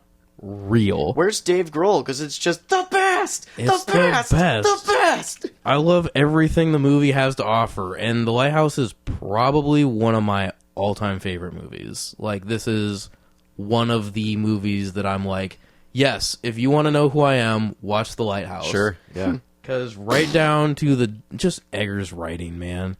Right down to the farting. Dude, I love the farting. I'm so immature, and I just cracked up every single time someone decided to rip some cheeks, dude. You farting. And then the writing, the way they deliver their dialogue, and how, like, not monotone, almost monologue-y. Yes. The way Willem has some of his long curses and insults. Oh, yeah, the Poseidon's curse scene or whatever. Wow. Mm-hmm. Just wow. And that ending, when, I won't ruin anything, but there's the sound of screaming and it's distorted. Just the fact they did that small choice. Yeah. I was like, yep. This is it. This is for me. This is completely for me. And that shot during the screaming, the way it just starts like falling up. Oh man, yeah, dude. Yeah, the whole look and feel of the movie is great. When you're just making a checklist of it, Academy ratio, black and white, film photography, practical effects. Location for practical was unreal. And then it didn't like click with me. Like, I laughed a lot during this movie, but it didn't. I really want to watch it again because me too. I think I would laugh myself to tears watching this a second time. Yeah. I would give it another go. I wasn't sure if I should laugh as much as you guys were laughing, but I did laugh. It was hilarious, dude. It's because the tone is so dark. Yeah. It's like, should this be funny? Yeah. But, dude, I was like, I feel like laughing. I'm going to laugh through this whole movie. And it's classified as a horror movie. I'm going to classify it as a horror comedy because I could not stop laughing. Mm-hmm. And I felt like uncomfortable trying to hold it back. I was like, I am going to laugh so hard. This feels like I need to just let this out. Yeah. This movie's hilarious to me. Right. And I love The Lighthouse so much. Sweet. Wow. Sweet. Curious what your number 1 is. Number 1. You probably know. How do we get here? Number 1. Number 1. Is everyone ready to deliver? Oh, yeah. I'm ready. This is like the one I'm confident in. This is going to be almost 3 hours. We're at like 2:40 almost. Dang. Number 1. Is everyone sure they're ready? Yes. I feel Let's just not do them. Yeah. Let's stop the next podcast. episode. Thanks and for we'll watching, catch you next time on Cinema Speak. Bye. No, we don't. We don't speak speak of Cinema Speak. Okay, I'm sorry. It felt right. It felt right. All right. All right. Drum roll. Okay. Number 1. Whiplash. Number 1. Nick McCann's number 1 of the 2010s. Pacific Rim. Oh, of course. Why didn't I see that coming? Oh, yeah. I should have known. I didn't really. Yeah, I shoulda known. That makes sense. It's more than it was just an amazing blockbuster. I felt this movie was an awakening for me. My childhood was all giant monsters all the time. Godzilla and Friends, you get the idea. So when I heard there was a new giant monster movie being made by a major studio with a multi-million-dollar budget by a world-renowned filmmaker, I almost shit my pants. It was crazy. And then I go and see the movie. My jaw's on the floor the first frame. Onward. I could not believe this movie existed. And I'm so glad it was badass and awesome and completely well made. Guillermo del Toro totally gets the genre. Not only is he sending up and homaging all the classics, he's putting his own unique spin on it and coming up with something fresh. The Breach, the Jaegers, the Kaiju, all of that shit. It's totally great. With his unique art style, too. Every Jaeger and Kaiju has its own character, and the way he captures the action, completely incredible. Couldn't believe it. Big, wide shots, ground-level cinematography, or at least some kind of shot to reinforce the scale of these beasts. Mm-hmm. Just... It was really good. Oh, man. And then you have these really interesting characters, so it's not just all about the fighting, without just white noise fighting. Idris Elba is a badass. Charlie Hunnam, he's cool. You really feel for him. The same with Rinko Kikuchi. These characters. Sorry, Kikuchi. Sorry, keep going. These characters have depth to them, and they feel like they belong in this world. And by the way, the world building's incredible. The way they set up this kaiju war and how the world's affected by it. It's very rich, and you just want to get lost in it. Charlie Day, funny as ever, bringing his modern humor to kaiju movies. I just couldn't believe it. It's one of the best blockbusters I've seen, I think, ever. Just from the scale and the world building and the sheer entertainment and an amazing score. The music is incredible. Totally fits that anime hard rock style. The main theme song is a blood pumper. It just hypes you up. And even like the rest of the music. The visual effects are perfect. They look so beautiful. The right amount of practical effects. And for my money, flawless CGI. I didn't see a single bad shot in there. And yeah, just fighting alone, yeah, definitely go see this movie. But for like a nerd like me, just grew up with these kinds of films, finally seeing them get the respect they deserve, I couldn't believe it. I'd say this is one of the movies that made me want to become a filmmaker. When looking back on it now, just like someone can do that with the studio money and get it released in theaters. Let's do it. Show it to millions. I want to start on this path. So, yeah, Pacific Rim, a 10 out of 10, maybe even 11 out of 10 on a good day. On a good day. Dang, one of those Spinal Tap speakers, dude. On a good day, but 10 out of 10 any other day. Just this one I goes love to this 11. movie. I love this movie so much.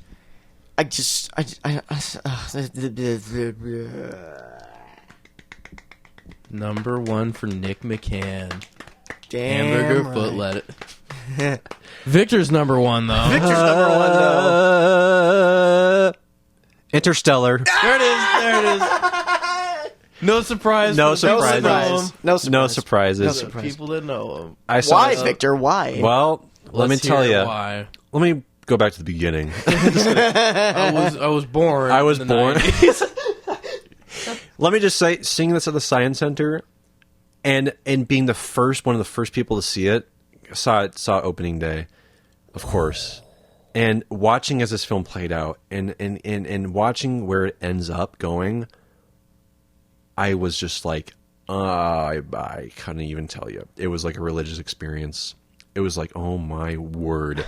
While the film has some great action moments and it's so impressive where he takes the film and, like Inception, balances out the spectacle with the thematic and the emotional. I love how he combines those two. And I think while yes, it does get very cheesy with its message and its themes with love and whatnot, transcending time and space. Yes, it's a corny line, but like I don't care. Like I do not care. And oh man, I just love this film. It just does everything that I want a film to do. And of course, the ending is just like a heartbreaker. It's perfect. I love it. The music, everything, the look of it. I don't know, man. It all comes together. It all comes together. What else to say? I don't know. I got destroyed by the scene of Matthew McConaughey watching those tapes or the video, the streams. Dude, yeah, there's so many moments that are just like... That specifically hit me really hard as he's watching him just... Totally. Watching his without family him. grow, and he's like, I'm going to come back for you. And just knowing that, like, this isn't working out as planned. And not being able to tell them, like, hey, I'm trying, but, like, this isn't going as planned. Yeah, and then Murph comes on, and then it's just the hammer drops just completely. Like, I want to talk... I want to talk spoilers, but, like, I mean, when he gets to the space station and Murph's like on the bed, like no parents to see their child die, I'm like and by old age, no less. Yes. Like, and Murph's still like, God damn. Murph's still like, Brand's still out there, go and get her, sort of thing. Don't watch me die. Don't watch your own child die. Him having to leave Murph when he goes off, and him I in the hate truck that. looks under the That blanket. was awful. The countdown of the ship launching. It's just like, dude. Oh yeah, the way they Completely- tied that was great. Yeah, It's just a standout film. It's my favorite Nolan. It is my favorite film, hands down. I could go on and stutter and mutter and not make a lick of sense. that's fine. I do that already. That's my film, number one. Number Interstellar. one. Victor's number one. Yeah. And now for the final Now, attraction. my number one. This is no surprise. I've loved this movie with like my whole heart since I first saw it. It's just the house that Jack built. Whoa. This is probably top 3 movies ever for me. Whoa.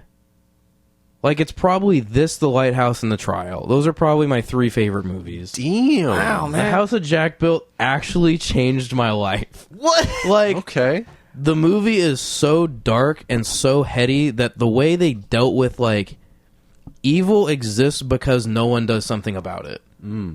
Okay.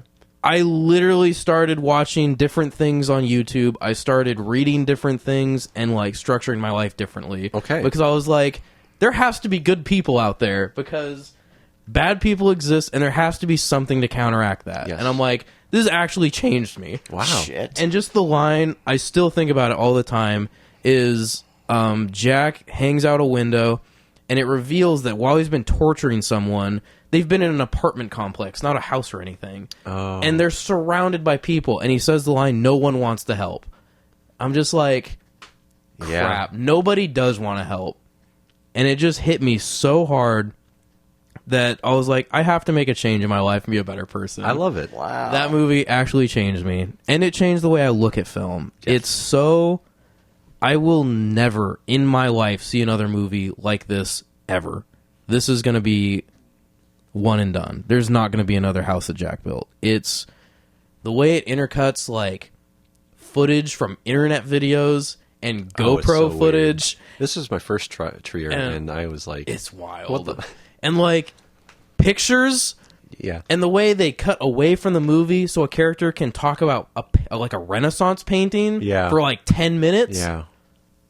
Movies don't do that. And seeing one do that, I was like, this is so cool. The way it just takes structure and it says, screw that. Let's just talk about art now for a little while. And it's extremely pretentious at points. And a lot of the like edgy content in it is Von Trier doing self-commentary. But it worked for me in the way that he implemented the writing. It's not clever, but it's like, it works. It's shock value, and I love shock value. I'm not above that. And it's super gruesome. I love how dark it is. I cannot. I've only seen it once, and it was like 2 years ago. It's 2018 when it came out. I believe so. And I literally still can't stop thinking about it. Okay. It's 2020 now, and I haven't stopped thinking about it. Yeah. And this one is it. Wow. This is my number one awesome. without question. I didn't even know about. I didn't and didn't cross my mind. Didn't think? Yeah. Oh It man, escaped your brain. this has been number one on so many lists for me. I'm like, this is it. And off topic, but still on topic. This was a real pain in the butt to find. Like, what a butthole to find this. First of all, it got banned in the U.S. Right. So they're like, all right, we're going to have a thing that sanctions IFC or whoever it is. You can't sell this in the U.S. for a limited amount of time. And I'm like, Right. well, great. I only want this movie more than anything.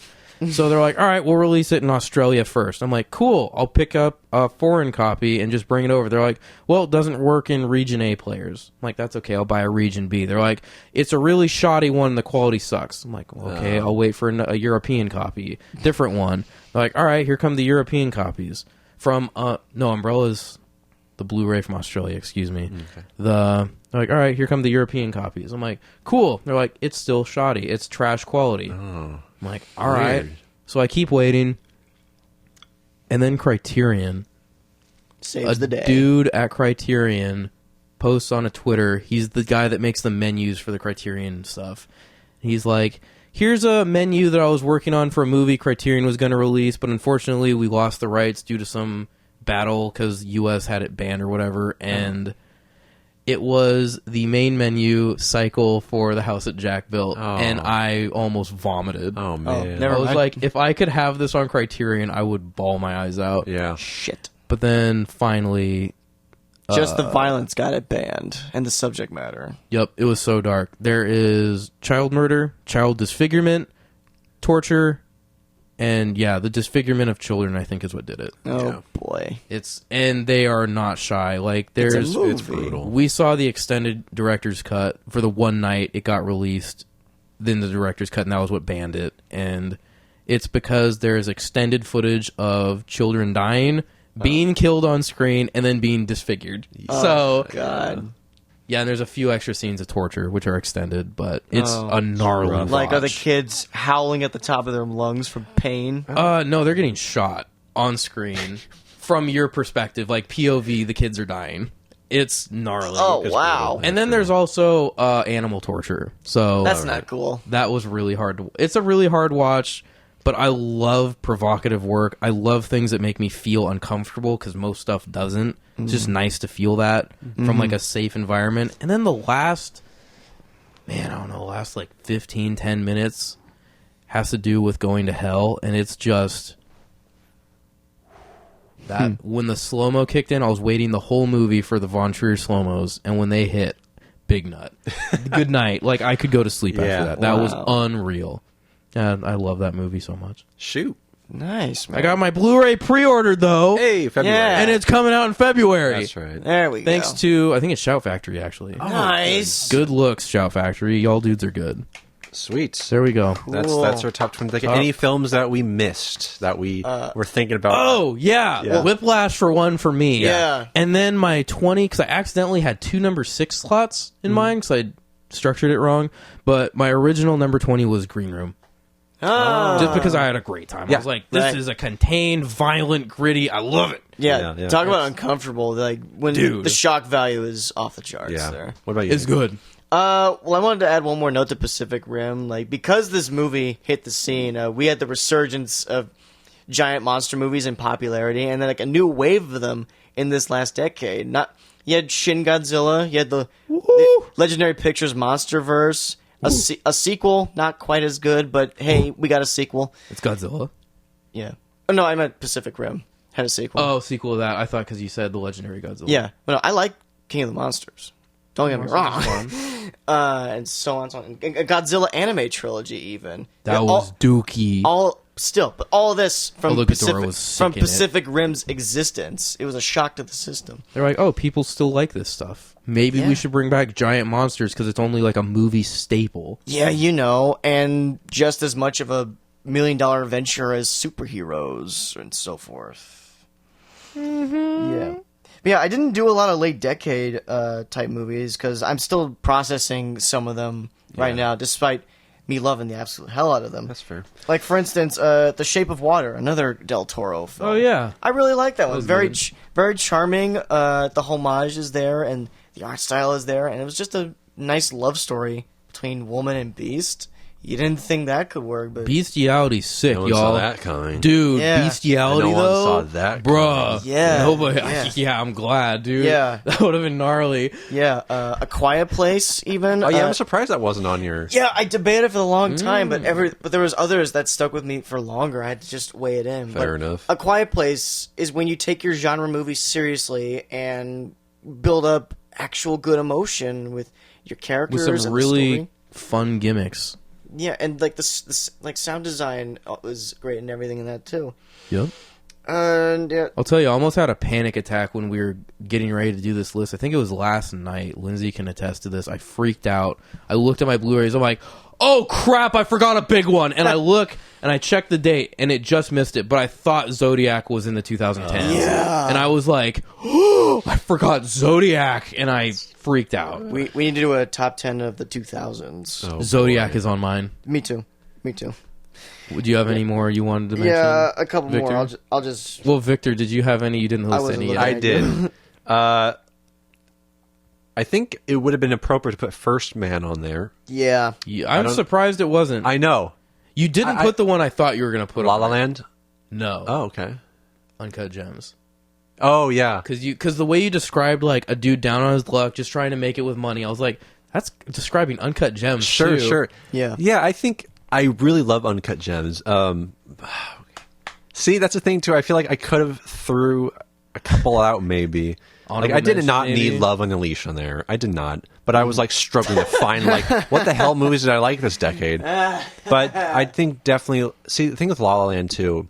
I was so like in love with it when I saw it, but I haven't seen it since like the year it came out. So I'm like, is it really that good? And I'm just like, the ending is my favorite part. Like I need to see it again. To, So like, I'm afraid to watch it again. yeah, I'm like, was it that good? I don't know. So That's all and then right. First Man, when we were talking about our list, I was thinking about that film. I'm like, wait a minute. Oh my god! Like just this. like you just see the cover of Love on a Leash taking its place. I was like, I'm an idiot. Shit. What? I think that's like mostly. I will tell you this: it. it felt weird when I finished my list, and I'm like, I don't have a Nolan in here. Yeah. I felt weird. I was like, that's odd, but I guess that's how it's gonna be for my list. I mean, if it Yeah. didn't I felt hit you so that hard, weird, then Yeah, I was shocked at the lack of Spielberg on mine because he has put out some good ones this decade. I really liked Bridge of Spies. Ready Player One was entertaining, and I forgot Ready Player One existed. Yeah. Oh man, Was that best of the was a decade, though? movie. probably not best of the decade, Yeah. but I'm just saying Spielberg has done some good work this decade. he did movies. Yeah, He made I was some gonna movies. try to watch Lincoln even, but Oh, yeah. Lincoln. I couldn't fit that in my. Did you see Lincoln, Ryan? No, Daniel I want Day. to. I know, I want yeah, to. Yeah, do it. He is. Yeah, Do it. Yeah, But I Gangs think- of New York is great because of Daniel Day-Lewis. Yes. Oopsie daisy. Yeah, okay, He's a just hero. like to name off some last ones that are still sitting with me. Wind River was really great, was fantastic. It's a brooding mystery and capped off with an amazing gunfight at the end. And Jeremy Renner's my favorite Jeremy Renner performance. So good. Upgrade. It was a completely different type of. Oh, that's right. Yeah. Upgrade came out. That was pretty cool. It did some things differently for the better. It had Really cool camera work. had a unique storyline, a great script, and some bitch and fight scenes. Cool camera work. Bitch and flick. Yeah. Star Wars: The Force Awakens. I like that movie. I don't mind the sequel trilogy, but Force Awakens is the best one for me. Yeah, familiar, but shakes it up plenty good enough. Hell yeah. Yeah, and then fudging. What's the last one? What's the last one? The last one. The lid. Probably Hell or High Water. Not Oh, quite. yeah. Not quite as serious as Wind River. That's not a bad thing. They're just different movies. But Hell or High Water is completely entertaining as a modern western, and the story is just It's just really good. I like it. Dope. Okay, is that Good. That is That is... Is that it? Is there any regrets? Is there anything... Does anyone feel weird? Is anything anyone's excited for? Like... This decade? Like Mobius? I didn't watch the trailer. Jared Leto? Is anyone excited for that? That doesn't look too bad. I mean... It looks bad. Does it? I don't... What looks bad? What looks bad? That trailer shows some of the most generic superhero segments I've ever seen. Perhaps. Like, it shows him going somewhere, dramatic situation happens. And then it shows, I couldn't believe it when I saw soldiers walking down a hallway and the dude in the back gets just dragged into the ceiling. I was like, this has been done 4,000 100 billion million times. But still, dude, already? Still, though, a vampire Marvel superhero. That's kind of intriguing. And there dude, I loved him in the cartoon. I'm definitely going to see it. Yeah. I'm just like, I have low expectations. And there have been bad trailers for really great films in the past. Mm-hmm. Yeah. It's true. Yeah. I think Godzilla vs. Kong. Where's that trailer at, guys? I need it! I really need That's it. where it ends. Ryan's shaking, nodding his head right now. I'm nodding. We need it. Because I'm like... I want it. I need it. I need a trailer. Yeah. Sell me on it, please. I need it. I need it. you need convincing after. Why do you need Monsters. convincing? Godzilla and Kong. There you go. I know, but he did not King of like. the Monsters. He doesn't like MonsterVerse films. It's okay. It's an okay film, but like it's not. I mean, yeah. I know you guys have like a you semi-bias. You guys love. Yeah, you have a bias, and that's fine. I just want to see the big dude. Yeah, that's totally. Like I am totally in agreement that the writing is awful. Okay, well, it's not that bad. It's awful. It's awful. No, pretty bad. no, I agree. I disagree. Like the mom's like, "Hey, I'm actually a terrorist." I was like, "No, and weren't they you're like? not. Weren't they wanting to protect the world? Like, weren't they wanting to? And I'm glad all the roads were capable of Well, working. it was only a matter of time before those monsters are going to wake up. They made them like eco-terrorists, weren't they? That's what was so dumb to me. I was like, didn't they want to protect the Earth? eco-terrorists? No, they wanted to give it back to wildlife, give it back to nature. What's wrong with that? That means we don't exist. Well, maybe we're the disease. That's what she said in the movie. Did that fly over your head? Humankind is a disease, dude. Mr. She listens to too many Joe Rogan podcasts. Humanity is a sickness on the earth that needs to be cleansed. Fine. We are germs. So you want Godzilla? That's your most anticipated. Right in this year, yeah. I can't see 10 years. Well, I know that, but for this, Nolan has a movie in like a week. Tenet. That's probably yours. I think that's mine. Yeah. Same with Paul Thomas's new film. What's that one? It's just described as a 70s high school film and takes place in California. Okay, I'll see that. I'm all about it. I'll see that shit. About it. And plus a film called Memoria, which that Thai director whose name I'm not going to try to pronounce. I'm sorry. I can't pronounce it. Let me see it. I'm going to read it. Oh, no. Let me see it. I know if I practiced and tried to learn it, I could figure it out, but I'm not going to do that on the spot. Is this a joke? No, that's Is it a catwalk on the keyboard? That's the thing. That, no, a lot of Thai names are really long. They're the Thai. Thai. Okay, he's from Thailand. Epit Chapong. Anyways, I would like to see that. We're in trouble if I try to pronounce the rest. Exactly. It's got Tilda Swinton in it, though. It's his first, really? I think it's his first American shot film. So, Ryan, there's a new David Fincher coming out this year. Mank. What? Yeah. You know about it? No. Mank, it's about the... Fincher's like one of my favorite directors. Why didn't I hear about this? It's about the power-struggling duel between Orson Welles and the writer of Citizen Kane. No way! Yeah. Dude. Yeah.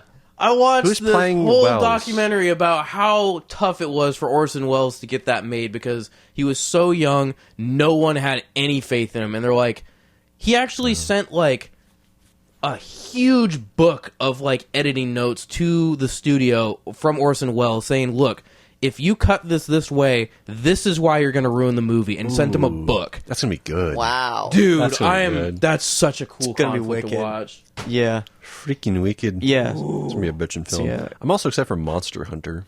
Oh, I forgot that was coming. jeez. But then I remember Paul W.S. Anderson, the man who ran Resident Evil to the ground. Another video game franchise. Good. Yeah. One that I really like. Oh, wait. Good. Is Joel Cohen doing a Macbeth movie? I don't know. Looks like he is. There We was just got a Macbeth movie. Yeah. The Invisible Man, I hope is great if I can forget the trailer fully by the time the movie comes out. Yeah, they showed a lot of that. They showed That wasn't everything. cool, They man. showed something from every act in the movie. They did the same thing yeah. with the Mummy trailer. Granted, the Mummy wasn't that Dude, great. I will never forget the one. Victor, you sent it. The one Oh yeah, they released they said the wrong cut of the. they Oh, released it that's without so sound funny. I'm effects. pretty sure there's another movie that happened to as well. What was Oh, there was. It was like just after that too. it? Yeah. Men in Black International. Yes. That was last year. That was just stupid. Yeah, and not quite, kind of on the same level, but Everest from 2015. They released a clip for promotion purposes, but the clip didn't have sound effects, just dialogue audio. I feel like they were doing that on purpose. Like after they saw one person do it, they're like, "Well, it's getting a lot of I've got attention." people tweeting about it. Yeah. Hashtag crap trailer. Sweet. Maybe that was the goal behind Cats. Ugh. I I don't know why you went and saw that, Vic. I had to. you You can't just not see Bad it. movie. Don't waste $10 on a movie like that. I got A-list, bro. I don't have to pay. God. It Don't was an waste experience. don't waste your precious lifetime. Dude, I don't care. It's free. I liked seeing it. I liked watching it. You only got 90 years worth. Bro, I put Love on the Leash on my top 20. I'm good. I know. Fine. Not gonna feel bad about this No, one. I'm fine with seeing Cats. Sure. Anyways, so that was our top 20 of the decade. And some added nuggets. So we hope you all liked listening, and we'll catch you on the next episode. Come back for more.